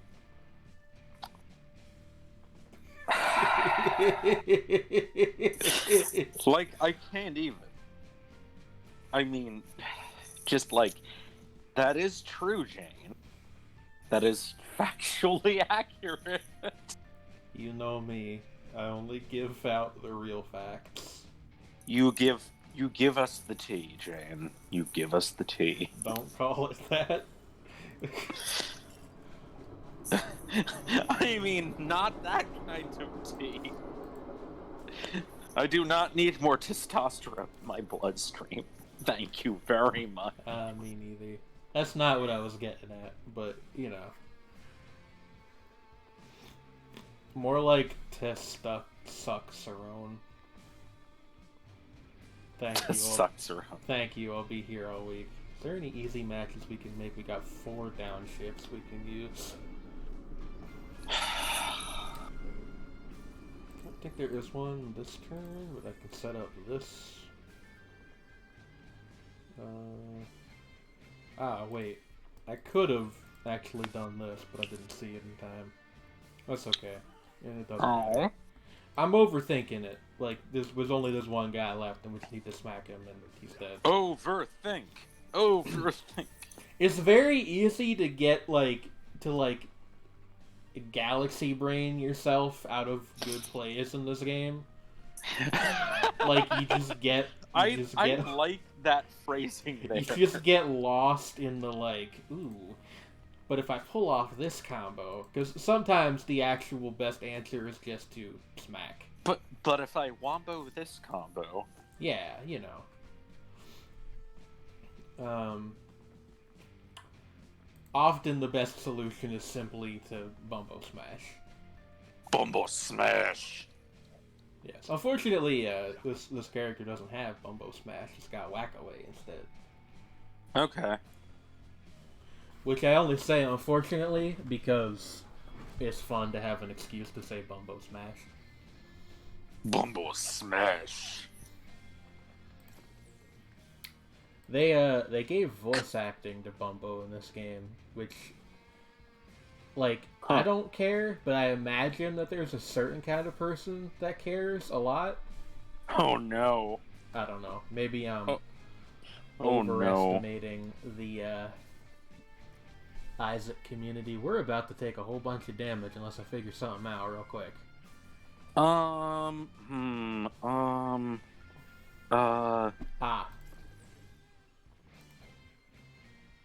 Okay, that didn't work.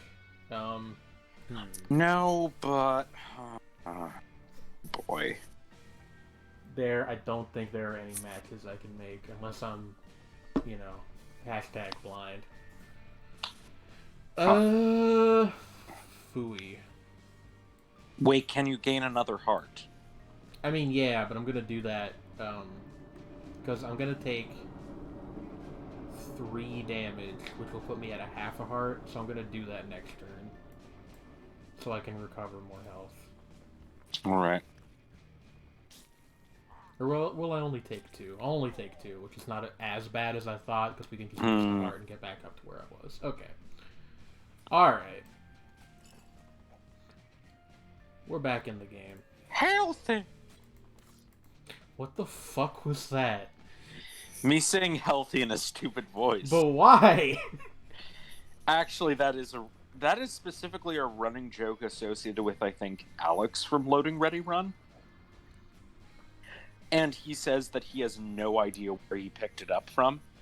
I'm gonna healthy you into next week. Don't think too hard about what that implies. I'm not going to.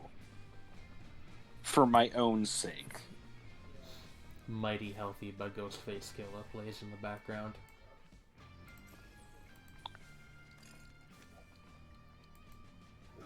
Tooth. Can I make... that's not gonna do anything because nobody's in the front row. Okay. What am I thinking about this hard for? I just need to pass a turn and then hit the last one with a bone. Again, it's very easy to galaxy brain yourself into bad plays. Ooh! You just murderized them all. Yeah. Neat. Flip. Rerolls any tile. D4 rerolls the puzzle board. I think that means that it gives you, like, totally new tiles. Wow. I'm gonna take the flip, though. That seems really good. I was tempted by the re-rolling the whole board, though. The thing the is, D4? the thing about flip is that it only costs 1 mana of a type we're not using at all right now. So, like, okay. it just seems like a good idea. Alright, neat. Bumbo, make that.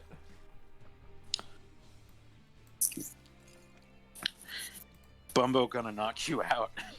Yes. That's the plot of the game. Let me see. Okay, that does just hit the front row that's occupied. That's good to know. Can I get a green? Hey! Check that out. Woo! I was about to say, you can go, like, extremely green. That doesn't do much for us, because there's only the one enemy, but now we got some plays of the Shredder. What do I want to do with this? So you mean that guy from... There we go. That guy from the Teenage Mutant Ninja Turtles? Yeah. No. Oh boy. Shredney, I think I'm balling out of control. Oh. Is it like you're balling so hard motherfuckers want to find you? Yeah. Can I get a tooth? Can I get a tooth? Please, ma'am, may I have a tooth? Let's go. Dun dun dun dun dun dun dun. Yeah. Just like... Okay, no, I suddenly need to that figure becomes out your how battle that works. theme. I mean, it would be a good one, honestly. Do you know that Billboard put that on their defining songs of the decade list? Wow, really? Yeah. I thought that list was actually very good. Because it's not like a quality thing, you know? It's about, yeah. It's about songs that are representative of the day. There was some stuff on there that I thought was very bad, but, like, if you asked me, is this indicative of the 2010s? I would be forced to be like, yeah. Okay, I'm gonna look it up. Yeah, it's a good list. It's not it's not like ranked either, which I feel like helps. Lightning songs. Gosh, I Decade. got like a bunch of moves left. I didn't even realize. Well, 2, which is not. Oops, I accidentally misspelled billboard, but whatever. Blillboard. My favorite. Dude, music. 100 songs that find the 2010s. Okay, My favorite. let's do this. Musical publication. Hey, I think I'm about to destroy this guy without him getting a chance to even make. Okay, a move. why is it not allowing me to scroll down? You have the weirdest tech issues, Shrevny. Sometimes, yeah. What the heck? Just. Can I make one more move? I would love to destroy him without giving him an opportunity to even take a turn, but I think he's gonna get one turn in. And now I just hit him with a. Now just hit him with a bone and win. Die.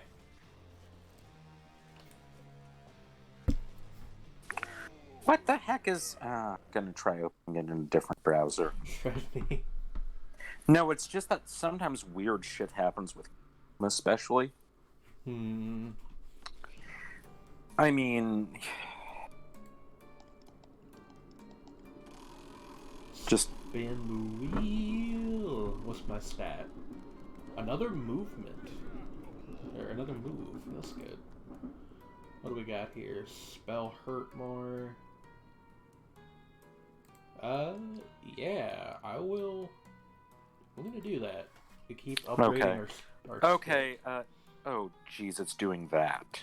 Oh no, that's annoying. Shredney, are How you do doing I... okay? No, it's just that, like...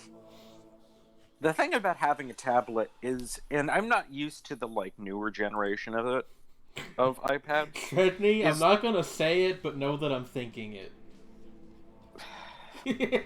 Say what? Are you calling me a boomer? Fuck you. I'm sorry. Like, God. Oh shit, I am actually closer to being a boomer than you are. That's true. You're older than me, so I have the legal right. I'm to actually call you several that. years older than you. That's how that works. That feels so fucking weird. It is. How old are you? You're like 28, right? 27? Almost 20. I'll be 28 in February. I have no conception of how old anybody I know is, except for Cammy, who's a baby. And Cammy isn't even, like, the youngest person we know. No, Marone is younger than her, and and Marone is still, like, a legal adult in the entirety of the United States, which is, like, That's... Marone isn't even the youngest person I'm friendly with. Like, I have, there's a friend of mine on one of the music discords who's, like, 17 now. Hey, and it's like that... And that always fucks me up. Hey, Shredney. Yeah?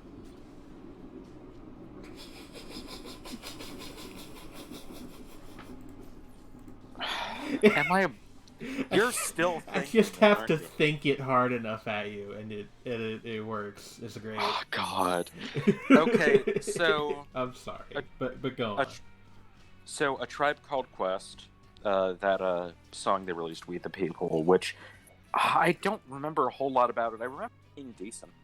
But, like, the details, not. So, Rolling in the Deep, sure. I fucking love Rolling in the Deep, which is something Rolling I, like, in the never Deep talk is about. is a very good song. It's just, like, yeah, it's like, it makes sense. Thank You Next, I like Thank You Next, but I do understand people not liking it because of the level of overplay. And because it is, like, that weird mix of sincere yet sarcastic, I think can bother people. I'm not an Avicii fan, but his death was incredibly sad. Yeah. Azalea Banks, I don't know how to feel. Like, she has problems. Yeah. And needs help. I mean, again, like, it's not meant to be a best songs of the decade. I know. list. I mean, but at the same time, I do think that her being on here is indicative of, like, the whole thing of that there are people who, like, regardless of what you think about the quality of their music, that they were important in their own kind of weird way. Yeah. Like, she is kind of like the definition of a 2010s flash in the pan. Had a lot of talent that wound up getting squandered. Yeah. Her one album that came out a couple years ago was apparently very good, but it got, like, no promotion because she pissed off everybody at her label. Yeah, because she has, like, probably really serious untreated bipolar disorder, which is horribly sad. Hey, the Harlem Shake. Hey, Shredney. Yeah. Mama Shoe. Let me see the Mama Shoe. Mama Shoe. It's just the name is really funny to me. All right, you have to take one. Non-flying enemies. That's pretty good. I will replace the nail board with that. Neat. I don't like the fact that you have to take a spell from an item room. You can't just, like... I understand that. But it is an interesting, like, mechanic in that it does prioritize certain things over other things. Yeah. Like, it does become a strategic thing after a certain point. Let's see. That Baby Rexa / or Reja is actually how you pronounce it in Albanian, but fuck, whatever. I don't know how she pronounces it. And Florida Georgia Line, meant to be. That song is fuck awful, but it is very indicative of country. There were a lot of them on that list where I was like, wow, I hate this song, but they are correct. Unfortunately. Yeah. Oh, Becky G and Nadi Natasha's Sin Pijama. I don't know that one, I don't think. I remember that showing up on Spectrum Pulse's show Billboard Breakdown. It's like a thing that popped in and was like, yeah, it seemed okay. Like, decent. Mm-hmm. It's like, oh, hey, a Spanish language song about two girls hooking up. Sure. You know. Beyonce's Formation, decent. Bad Guy by Billie Eilish, that's like one of her less interesting singles, but it's but it was the song that blew her up. But it's the one that blew her up, and it's funny. I mean, Bobby Shmurda, I don't remember that one. You don't remember Bobby Shmurda? No, I think I remember him, but I don't remember this song really. Which one did they pick? Hot N-Word. Yeah, that was his big single. Yeah, I don't really... Well, I mean, I know he existed. There was that, and there was Bobby Bitch. Was his other one. I barely remember that one. Brandi Carlile is someone who existed, but... He gets out of prison soon, actually, I think. Like, next year. There had to be a BTS song on here. Yeah. I don't have anything against BTS, but their fan base is insufferable. I don't like K-pop, and maybe this is, like,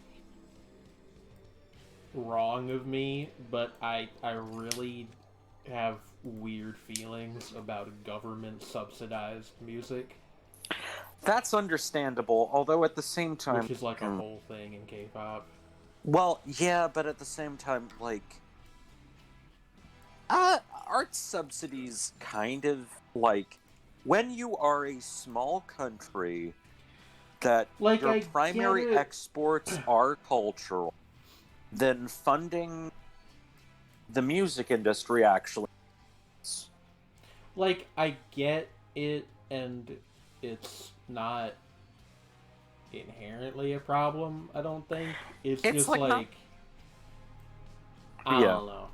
It's like my inner libertarian or something. I'm like, I don't know if I really trust the government to make... I mean, I don't either, but at the same time, I do understand it in, like, that Korea really doesn't have anything... Shredney. Yeah?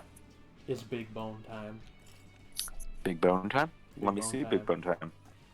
Big Bone time! It was Big Bone energy. big bone energy. Get boned, motherfuckers. We have fun here. We do. Okay, so let's see. Oh, Havana by Camila Cabello. Havana, ooh-na-na. Like, That song's you okay. can enunciate, woman. Why don't you? I mean, that's just like the style. I actually the style think of that song's yeah, I okay. get what she was kind of going for, but it's like it is far from the first song. Like, "Never Be the Same" is one of those songs that, like, the first time you hear it, yeah, this is fine. The 20th time I heard it, You wanted to die. No, I understand. yeah, like it's especially because, like, you know, it's not even like the song itself sucks that much. It's just the way she, and even that her voice is bad. It's the way she delivers the song makes it skin crawly. Cardi B's Bodak Yellow. Well, yeah. I like that song. Yeah, and also she's doing Kodak Black's flow better than he does. Fuck Kodak Black. I think Kodak Black's okay. He's a jerk, but I think he's his music's probably alright. a rapist. Fuck that guy. Didn't that turn out to not be true, or am I thinking of somebody else?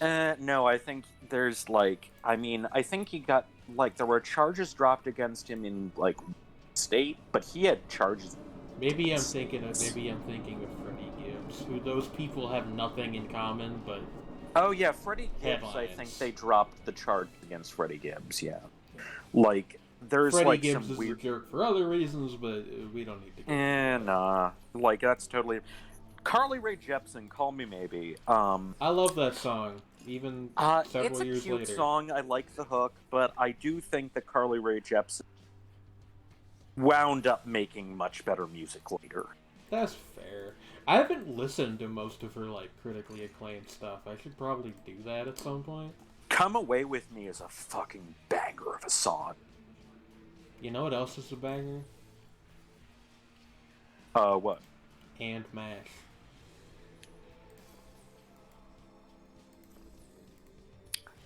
Oh. Oh. Oh. Okay, Do you like Chief Keef's I don't like. I've heard the long remix of that, and it was at the time, nah. And it's I understand the appeal now. Wait, you heard the Kanye version, but you didn't hear the original? Well, because I was hanging out in a plugged-out DJ room, and there was somebody who was a fan of his who threw it on. The And it was Kanye it's version. 10 minutes long.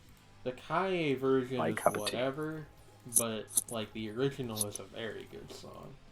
I'll check it out. This Is America with the video. Fucking A+. And they should have included the gunshot in the single version. Oh, yeah, it was one of those weird things where, I feel like the video is very good. The song itself, I don't really care for.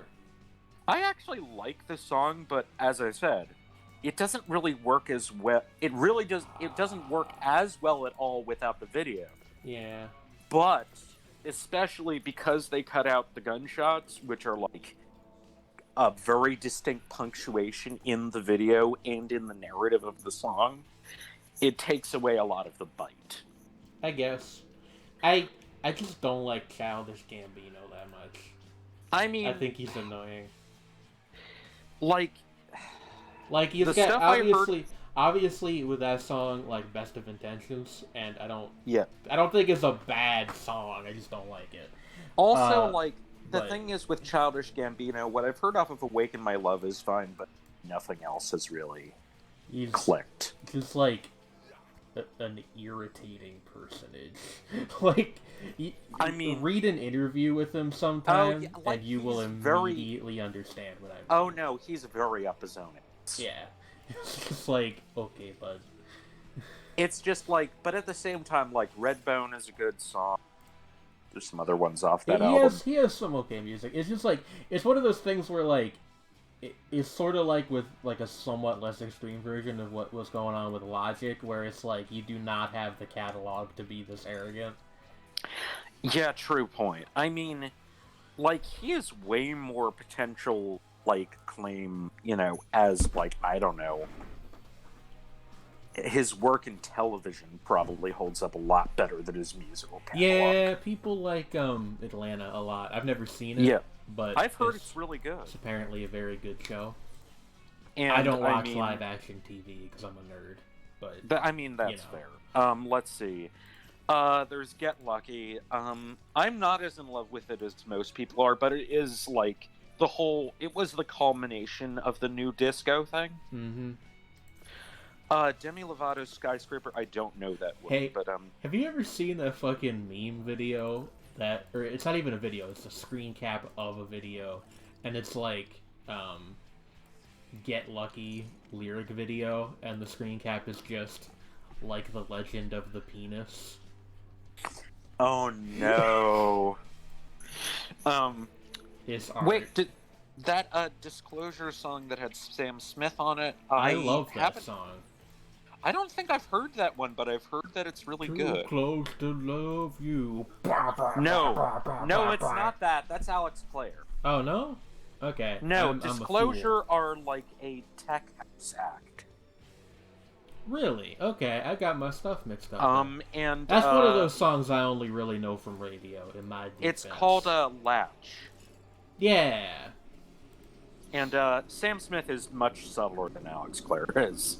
I like that song though. Oh, fucking Turned Down for What? Opposite of subtle, but in the best way possible. I like that song also. Getty Drake's Images. Marvin's Room. Hello, Trey. How are you? Trey? He's in the. He's in the chat. Okay.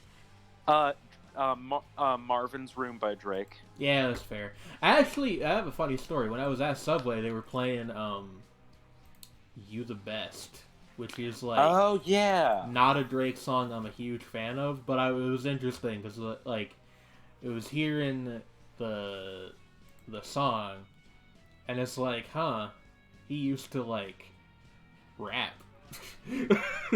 And he also used to like and also like honestly his production was better then. Yeah, I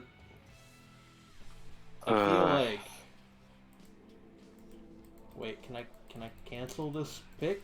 No, I guess not. Okay, but I don't think I've heard Marvin's Room is the thing. It's a song. It's fine. It's one of those ones that's got like a reputation as like a sad boy anthem, and I don't have any patience for that kind of music. You don't love me, ergo I hate you. Hello, Trey. Hello. Oh, okay. Thinking Out Loud by Ed Sheeran. Like, there are better Ed Sheeran songs by far. Yeah. Like, I don't know. You could have gone with Lego House or Castle on the Hill, but you went with that. But I actually really like Castle on the Hill. But that was my point. Those songs are way better. Just to get Trey in the loop about what we're doing, we're looking at Billboard's defining songs of the 2010s. 100 songs that define the 2010s. Gotcha. And they're good choices even when they're bad songs for the most part. Yeah. Yeah. Like, I don't know this Enrique Iglesias song. Bailando or Bailando. I was gonna say, as long as it's not Tonight I'm Fucking You, it's probably a perfectly Oh my fine god. pick. Well, that would be indicative of the destruction of Enrique's English career. But tonight I'm fucking you. Dun, dun, dun, dun. Oh. That song is very funny. I don't really think it's supposed to be. Yeah. Oh, speaking of, well, this is funny in a morbid way on purpose, and honestly, I know of some people who despise this song, but I actually like this one. All the kids with their pumped up kicks. How do you not like pumped up kicks? I mean, it's a great song. There are better joke songs about the same subject.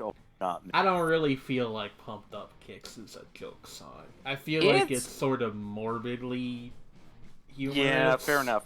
I mean, like, in terms of morbidly funny songs, though, I would say that funnily enough, the best sort of darkly comical song about that same subject matter is by, of all people, the legendary Pink Dots from back in the 80s, the song The Kill. Is like, what the fuck? And also, this is before, like, school shootings became a subject in music, really. And it's like... And it's that song wow, is that was dumb fucked. of me. But, yeah, I don't know. I just think it's a good song.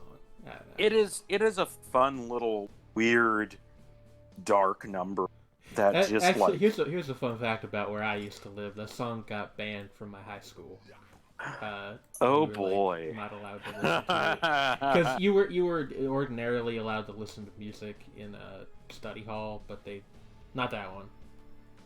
Ooh. Obviously, nothing was swearing in it either, which was always a big point of contention. Oh, I guess they really went like Pearl Jam's "Jeremy," which is a very unfunny song about a school shooter. I mean, yeah. Like, great song, too. Like, people, make jokes about Pearl Jam because of Eddie Vedder's Yarling voice. But they did have some very good songs. Hey, Trey. Hey. You should look at the list also. Okay. Let's try to find it. It's Billboard's 100 Songs that Defined the Decade, I think it's called. Yeah, I've gotten to F thus far, but I would like to hear F. thoughts. Although I really have to use the restroom really quickly. Okay. So save your thoughts. Save your thoughts. Save your thought. How you doing, Trey? I'm okay. Good. We're gonna be leaving soon to go see my sister up in Philly because she is hosting Thanksgiving for us. Ah, soon as in like a few... In hours? a couple hours, probably, yeah. Cool. Well, I hope you have a good time. Thank you. Gosh, I haven't done like traveling for Thanksgiving in a while, and I don't miss it. But that's because my family sucks. Your family seems fine. They're good folks. Yeah. Bumbo. Bumbo. This is a Bumbo good game. has wares if you have coin. Bumbo want coin. It's a solid puzzle RPG thingamajig. Seems like it's got a little bit of match 3 in there. Yeah, it's technically match 4, but the ethos is the same. Right. Can't hit you with whack. I'm back. Because you're immune to spells right now. Thou art Hello, Trey. back. Okay. I called you Trey. Hello, Shrevney. Okay, so you on the page? Yes, I am on the page. Let's discuss. Okay. So, Frank Ocean with Pyramids. Frank Ocean with Pyramids. That song is one of the handful of Frank Ocean songs I actually really like. That's an interesting choice for Frank, though. I feel like Thinking About You might be the more, like, societally influential of his work. Yeah, or like Swim Good, to go back a bit in his catalog. Right. I'll admit that I haven't heard a lot of like super recent Frank Ocean, and what I have heard seems more intriguing to me. But I'll admit that Channel Orange, not up my alley. Really? Although I did, as I said, I really liked Pyramids. I like Channel Orange a lot. I think that's his best album, actually, which is it has a like standard I'll admit opinion. that like I respect it, but I didn't like love That's it. fair. Yeah, that's fair. Like, I respect what he's doing, but at the same time, he's like almost so low key. We got to the end. Let's Neat. watch the cutscene. Like, he's almost Watching the cutscene. okay. You love gold. Love that glod. What indoor? What? He's imagining what's in the box. Edmund's What was style the is always second one- thing he was imagining? A colon. Why? You know. Reasons. Bumbo the Weird unlocked. Bumbo the Weird. I have never seen anyone play as Bumbo the Weird. So this will be a this new could be fun. experience, yeah. But before Okay. you do that, like, just so that I am, like, not missing a ton, we need to keep talking about this list. Yeah. Like, and I cannot have my eyes on these two things at the same time because I don't know how to do split screen. No, I'm playing as Bumbo the Weird. All right, well, I'll be flipping back and forth. He's a wizard. That's the. He is a wizard. He's good. He's a wizard. Wizard Popping boy. bottles in the ice. Yeah. Like a Okay, wizard. We Are Young with that barely a feature by Janelle Monáe. I mean, yeah, it is indicative. Not one of Fun's best songs. Indicative of the decade. Yeah, fair. Moves tiles and throws them. That's interesting. Huh, fun. Oh. Somebody that I used to know, yes. I like that song. Yeah. I miss Gautier. Yeah. Same big mood. Yeah. Like the best one-hit wonder last decade. Not even a one-hit wonder in Australia, just a one-hit wonder here in the States. Yes. Yeah. Like the guy had a real career in Australia and was the pupil of Jean-Jacques Perret, who is like one of the most respected, like synth pioneers in France. Okay, Future March Madness, I don't know that one. That's a good pick for a Future song. I mean, like, go with one. Like, honestly, the thing about Future is, I'll be real, is, like, I actually like a lot of early Future that I've heard. It's just that I don't go out of my way to listen to his work. He's one of those artists where, like, I feel like his music has a very strong aesthetic, which can make listening to his actual albums kind of a slog, because it's very similar. He has a very distinct vibe, and Yeah. I think, like, the thing is that I think that, like, of what I've heard, that he executed on it way better in his early. There's definitely people who feel that he's fallen off. I don't have a strong opinion on the subject, but... Yeah, but it's like, I feel that, like, post-Wicked, which I don't even dislike as a song, like, a lot of people hate that way too much. Like, after that point, it feels like he kind of... It's not even that he completely stopped trying, it's that he, on a lot of the more known songs of his that have come out, he feels like he's phoning it in. Wow. Huh. Girls' Generation, I Got a Boy, I don't. I don't know that one. That's a British song, I think, right? I think they're a K-pop group. Oh, okay. The Hamilton soundtrack, My Shot, Hamilton. That makes sense, I feel like. Why isn't it letting me go for again? Oh, God, it's doing that good thing. Shredney, your shit is cursed. I mean, it's always cursed. My life is cursed.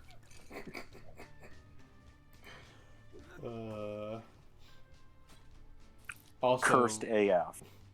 Trey, you missed TBQH. You missed me implying that Shredney is a boomer. Oh no. Okay, I don't know Hayley Kiyoko. I don't either, I think. She's a good pop artist that makes music that is hailed by her fans as being lesbian Jesus. I see. She's a good artist, makes good pop. Hooray for the Riff Raff. I've heard a little of their stuff. They're decent. Palante is the song. Mm-hmm. Idina Menzel performed Let It Go. Frozen. That's the worst song in that entire movie. I mean, maybe, but again. I mean, it is like, but as a meme, Fancy by Iggy Azalea. Hey, can I hit you with a controversial opinion? Sure, go for it. Kinda like that song. I don't even hate it. I don't like. It's just that like Iggy Azalea is kind of obnoxious. She's not like a great person. No. Yeah, and also like Charlie XCX has obviously some much better material. God, Sure. Than the hook on that. Yeah, but like it's still a good hook. Like, you know, the like, fact that that's one of the only like brushes with mainstream success that she's had, along with like Boom Clap, and which is a fucking fantastic song. That one, and I Love It, which only one of those two, one of the three is actually credited to her as an artist, like primarily. Yeah. It feels weird, especially considering that like she's a really well accomplished songwriter and everything. I think the unfortunate fact of the matter is that she exists in a time period that is very unfriendly to being weird and famous at the same time. Fair. Yeah, and like if she had come out during like the Madonna era, I think she'd be a lot more famous. But she's also like, I think part of it, like, how do I put this? It's not that she's too smart for the pop charts, but she has like this wry cleverness and sense of humor to her work, even when it's being like, she talked about this one song of hers, which is very, very silly. That's like, I intentionally wrote the stupidest thing I could think of. And it's like, and you can tell, and it's delightful. Yeah. And she's not I do think that, unfortunately, and I don't always agree with what the man says, but I think Todd in the Shadows kind of nailed it when he was like, yeah, she's the pop star of the future and will be forever. Because, like, yeah, I just don't, like, I think she could, if she wanted to, like, make more boring music and, like, become more famous, but I don't think she has the inclination. Yeah, it's like, but at the same time, she is going to remain beloved. Yeah. You know, I mean, she's... speaking of more of, I guess, like a Kate Bush type of figure than somebody like who was big in the 80s. Yeah, or sure. Katy Perry, who has not had a good couple of years. No. Okay. Radioactive, one of the handful of good Imagine Dragons songs. I maintain that I enjoyed their first album, and I feel like their third might be like decent enough to qualify as a bit of a comeback for them, but the second album was a serious creative dearth for them. I feel like the weird thing about Imagine Dragons is that like, they make good fun music, but they don't ever seem to be inclined to do that. Like, I feel like most of their work is very serious in tone. And, like, dour. Like, the thing about Radioactive is, like, that it is, this is a good pick for this list, but it is also, and I do think it is one of their best singles, but it is also a relentlessly dour, self-important song. I don't know. I feel like Radioactive has just, like, a little bit of, fun is not the right word, but, like, energy. Yeah, it's got energy. That's something like, I can't even name most of their most recent songs, but that a lot of their new ones. Natural. Thunder. Oh, fuck. Thunder. Now, the thing about Thunder, I will say one thing, is that there are some weird production touches on Thunder actually interesting. It's just that it comes together. It's just that as a whole, it's a fucking train wreck. It's a song. It is probably maybe their worst single. It is like real fuck off. Like potentially one of the worst like major singles of the decade. I wouldn't go that far. It's been a nasty decade for pop music. Okay, fair enough. You remember Lucas Graham? Yo! Lucas Graham! Is he gonna be here? Probably, like... let's see. Like, J songs... Balvin and Willie Williams, Mi Gente. Sure. That apparently was... Yeah, like, that's one of those reggaeton songs really fucking big. Yeah. Everywhere but, like, the U.S. Okay, it did get big in the U.S. It was actually one of the biggest reggaeton songs ever in the U.S. But it has, like, literally 2 billion views on YouTube or some shit. Mainly from, a like... good percentage of the planet know that song. Like, most of South America is very into it. South America, the Caribbean, and Central America. Like, this was a fucking massive song. It was a monster hit. Yeah. Like, and it was really big here, too. It got up into, like, the top 10, I think, at one point. No Role Models by J. Cole. That Cole feels like an odd choice for Cole, given that, like, that one didn't really have much, like, chart success. It's so weird. Like, I don't know what... If it were up to me, I don't know what I would pick for J. Cole. For me, it would be Crooked Smile. Maybe. He's at least in terms of, like, ones that like, got mainstream success and embody the artist's, like, ethos. Okay. Yeah. Well, there's some stuff on there that's more, like it didn't chart super well, but it had kind of had a long tail. Controversial statement here. I actually like Where Are You Now? Where Are You? It's a good song. Where are you now that I need you? And then... Do. The one with the weird, like, warped flute sounding thing? You know what that sound is? Diplo You know what and that's... Skrillex.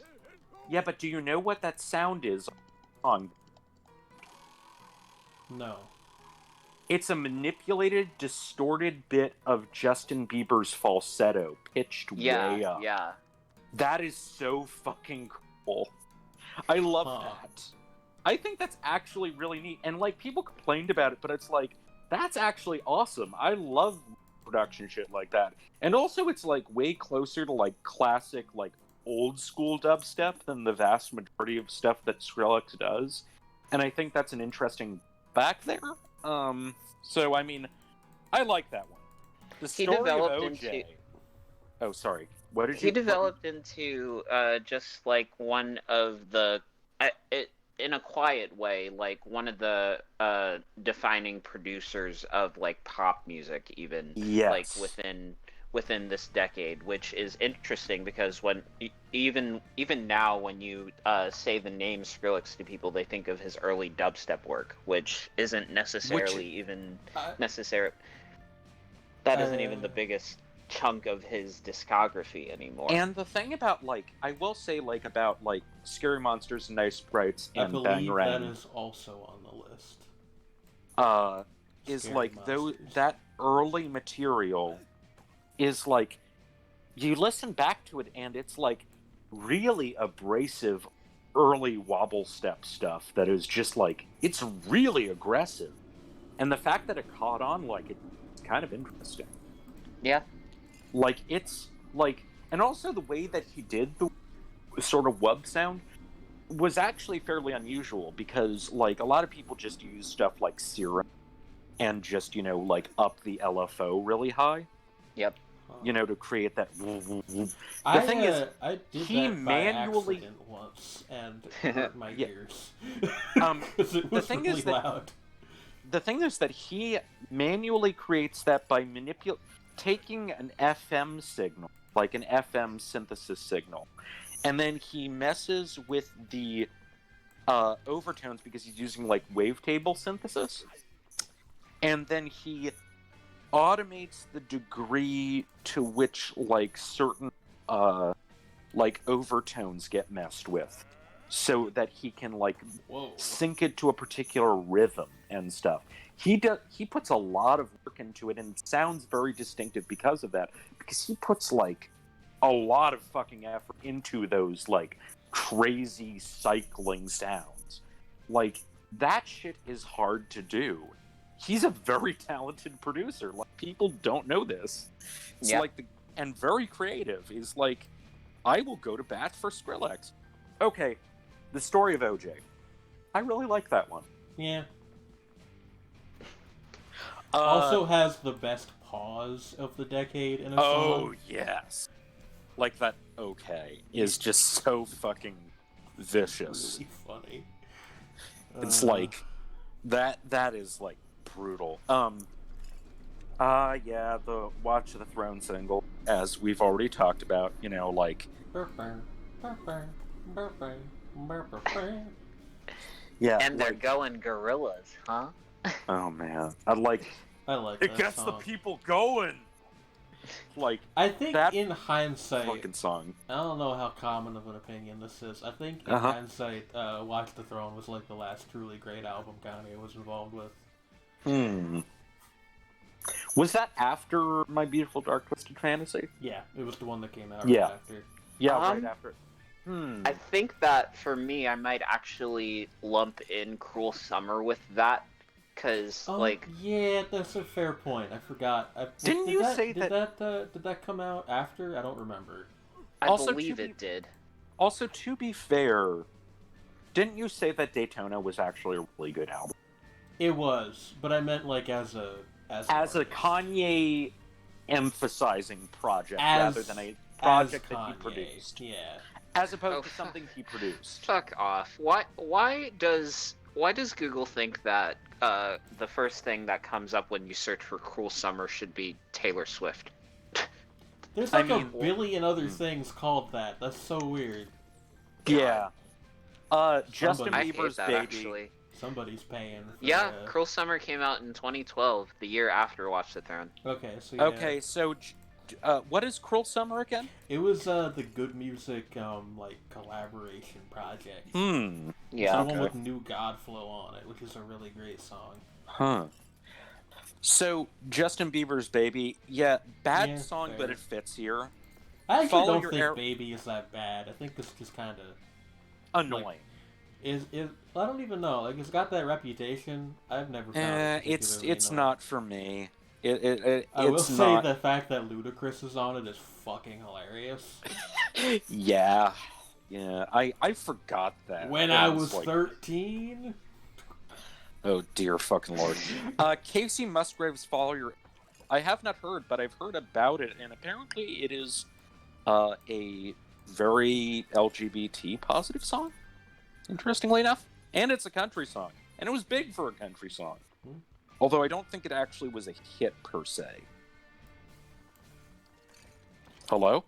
Yeah. Yeah, sorry, I'm thinking okay, there about, you are. I am still playing this game. Oh, Kanye West. Okay, this is a good row here. Kanye West's Power, Katy Perry's Teenage Dream, Kendrick Lamar's All Right, and Kesha's Praying. That's Man, wow. like I actually love Kesha. That's a weird pick for Kesha, though. Well, no, but it is. The thing about it is that picking anything like from her early like period when she was collaborating with Dr. Luke would have been feel weird. Yeah. Even if her aesthetic was still strong as hell then, but in her own right. But then the thing is, Praying is a very culturally significant song, and also it's like a brutal song. And then conversely, Katy Perry's Teenage Dream is maybe the best song she ever did, honestly. That one is pop bliss, I would say, and not even necessarily like because of Luke's involvement, because I hate to say it, but he was a good producer, but the thing about it is that a lot of the charm of like the work that his like the gone that artists that were working with him like around that time, it was largely due to their input as well. The other thing, and people always try to discredit pop singers this way, especially female pop singers, you still need somebody to actually sing the song. And, like, that is gonna be who, like... Who the song is primarily associated with and credited to. Yeah, like, you still need... Like, nobody does this for Elvis, right? Because Elvis was not a songwriter. Right. Yeah. But, like, you listen to those performances, that's still all him. Like, it's like this weird double standard about it, and I don't like it.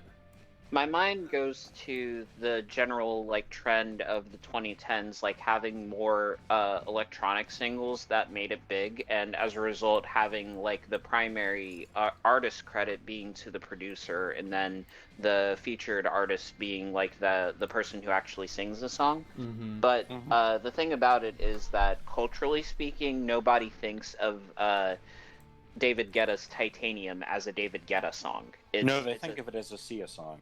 Yeah. Because it is a Sia song. Yeah. Like, and it's like, and also because David Guetta is boring as hell. Yeah. But anyway, like Teenage Dream is such a weirdly poignant song, and it's like, it is, that song is fucking amazing. Forever. Yeah, it's just, honestly, it's kind of heart-wrenching.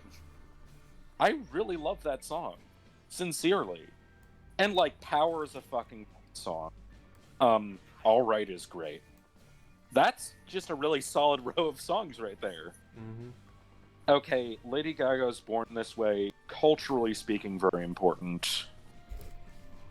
Even if I'm not crazy about it.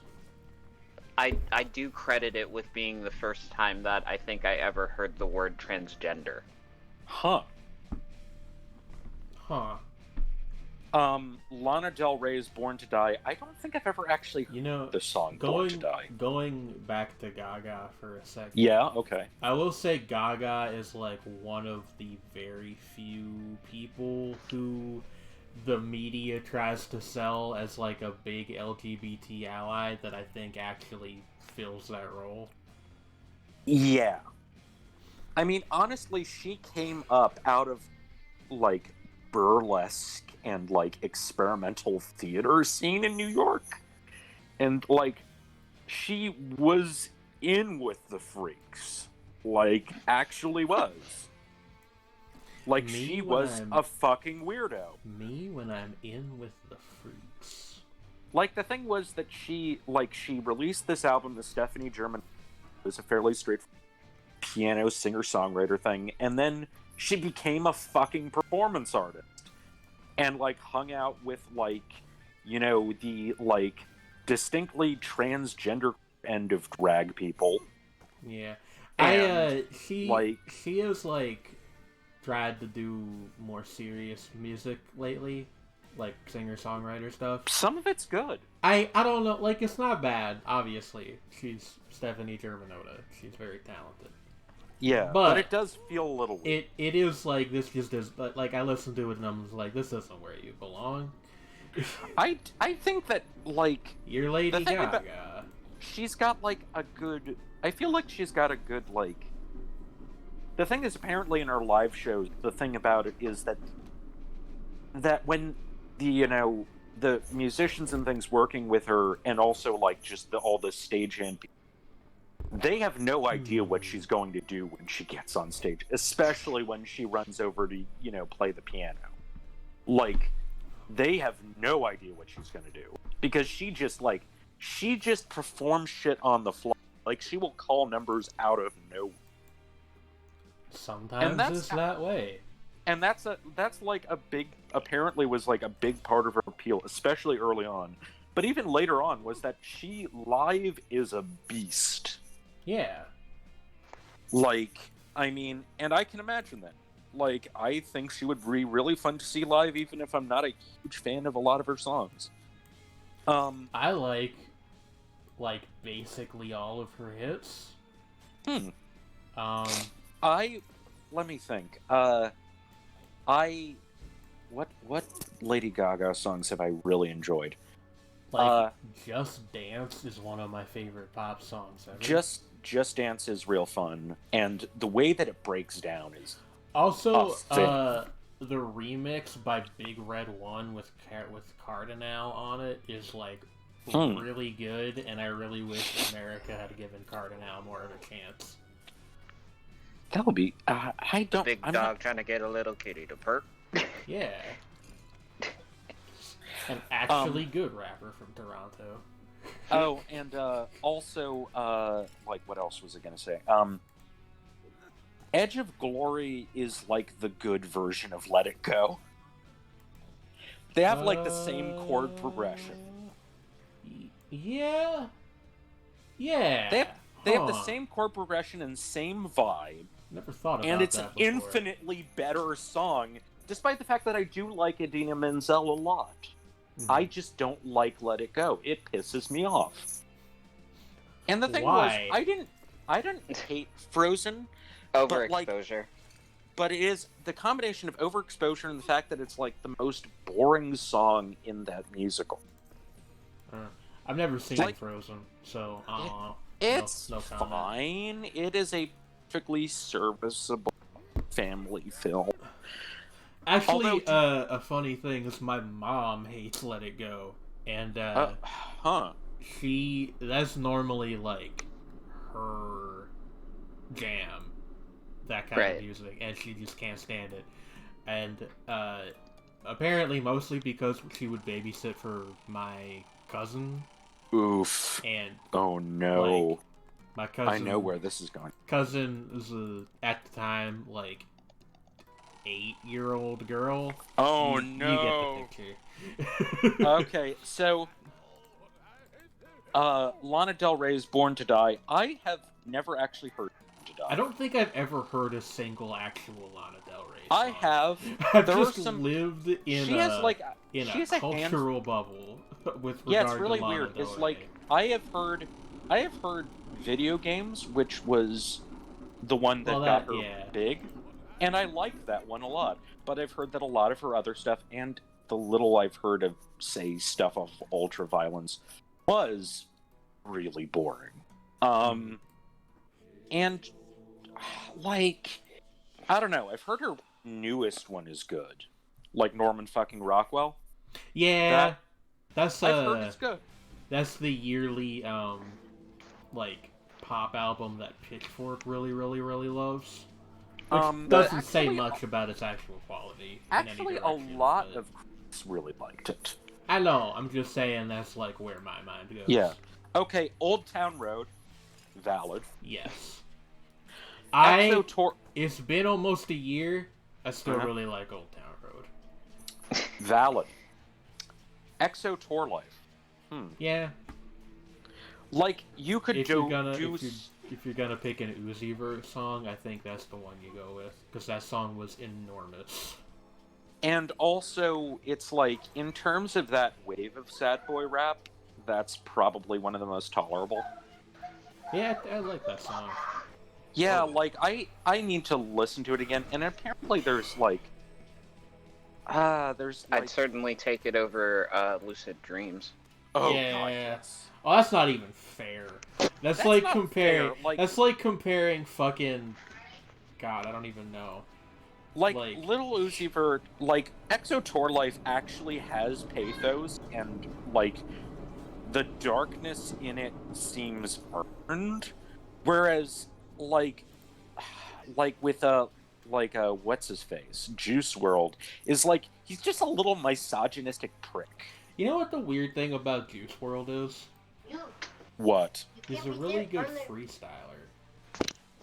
I'm actually not surprised. Like, and that it has nothing to do with his the actual music that he makes. Yeah, true point. Also, I'm gonna Lizzo mute Truth Trey for a Hurts second while this resolves itself. Okay. Let me know when I should unmute you, Trey. I just don't want family business accidentally leaking onto the VOD. I'm always paranoid about that kind of thing. But like, what was I going to say? I've completely forgotten. Tread me I help. actually really have to use the restroom. Oh no! I'll be back in a sec. Alright, we can talk about the actual game. All right, fair. So I'm really liking Bumbo the Weird so far.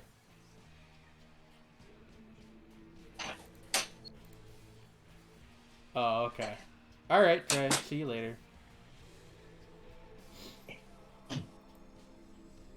Yeah, sorry about that whole thing. Just like, don't want to accidentally air anything that you don't want on screen.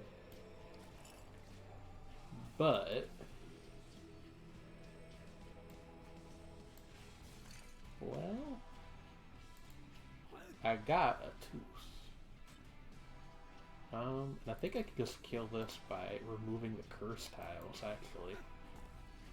No, I cannot. I miscalculated, but I have a tooth match, so it's fine. There we go.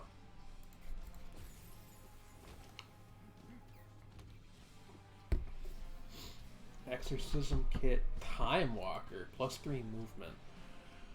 I'm not really using this, so sure.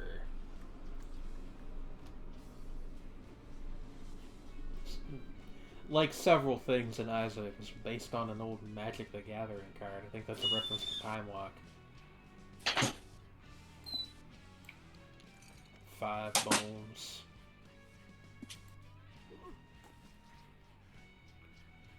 5 bones throwing bones. Hello, Shredney. Hello. Trey decided to dip for the time being. Oh. I believe something came up family-wise. Oh, that sucks. Yeah, it's alright. You want to keep talking about the billboard thing? Sure. I mean, we ain't doing nothing else. There's nobody else here. Yeah, I'm sad because Trey's always the person to pinch that sort of stuff. Yeah. But like Lizzo, truth, I just like Lizzo personally, so. Lizzo's interesting. I know some people who really don't. Song. I know some people who like really don't like Lizzo. Huh. Like as a musician or a person? Both. Ooh. Like I heard NPR. She's like kind of catty on Twitter, apparently. I mean, yeah, but at the same time, the funny thing was, I remember that thing on Twitter where she like snapped about like music critics who have never actually made music and like being kind of bitchy about it. But the thing was that like some people responded to her with like sensible opposition to that, and she not even backed down. She was like, actually, that's a really good point, and all things considered, you're right. And that was actually, you know, that made me have more respect. And also, I'm not relaying my own opinion here. This is just something I understand. Also, yeah. I heard an interview with her on NPR, and she seemed cool. Yeah. But that song is pretty fun. Party Rock Anthem. It's Party Rock is.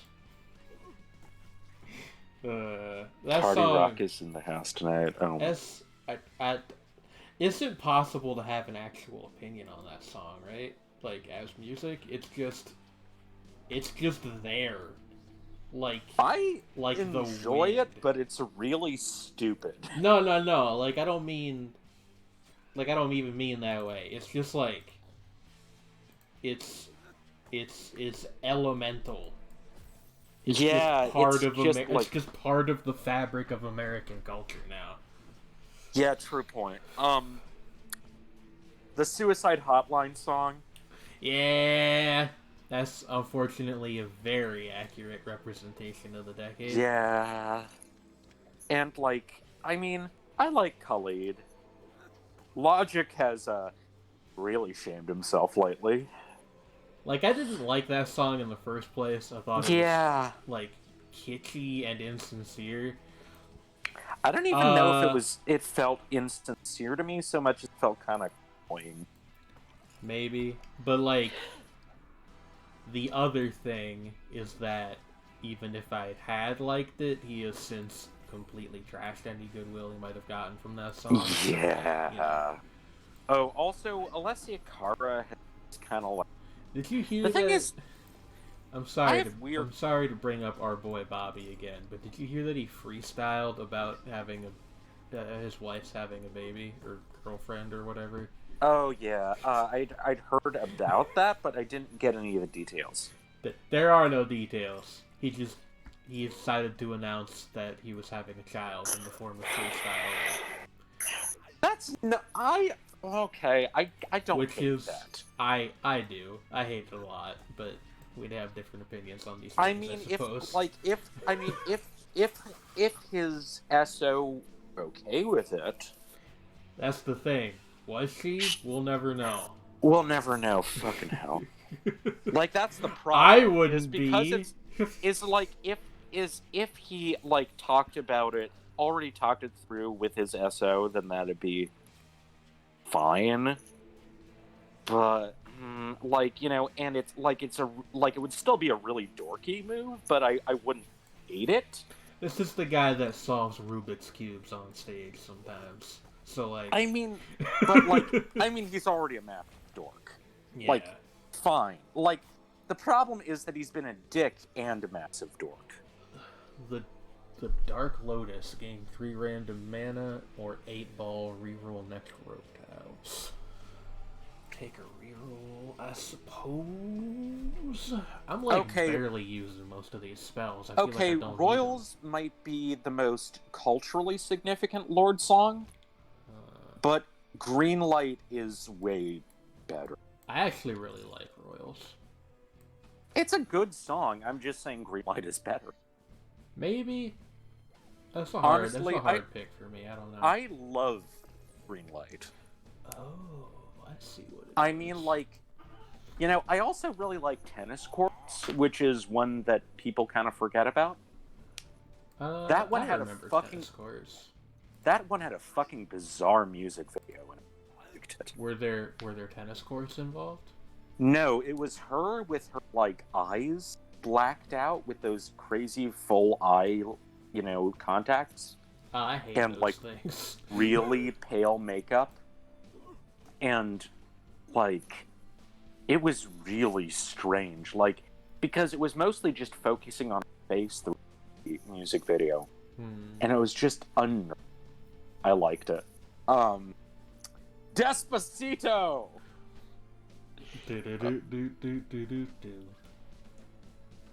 Oh yeah, Despacito.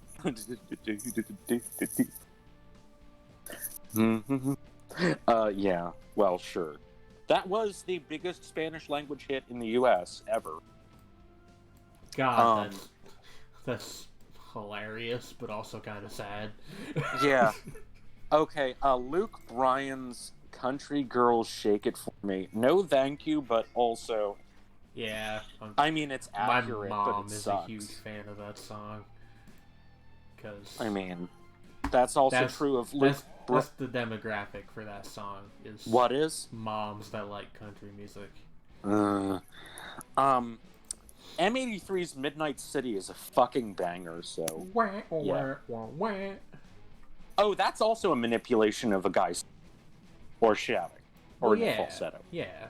Like, that synth line is a manipulation of their vocalist's falsetto. Do people not know that? No, I just thought it was interesting that that and Where Are You Now both do that as a hook. What do you want me to do here, game? Thrift shop. You had to. I'm gonna pop some tags. I think Downtown would have been, but at the same time, that wasn't nearly as big a hit. Yeah, nobody.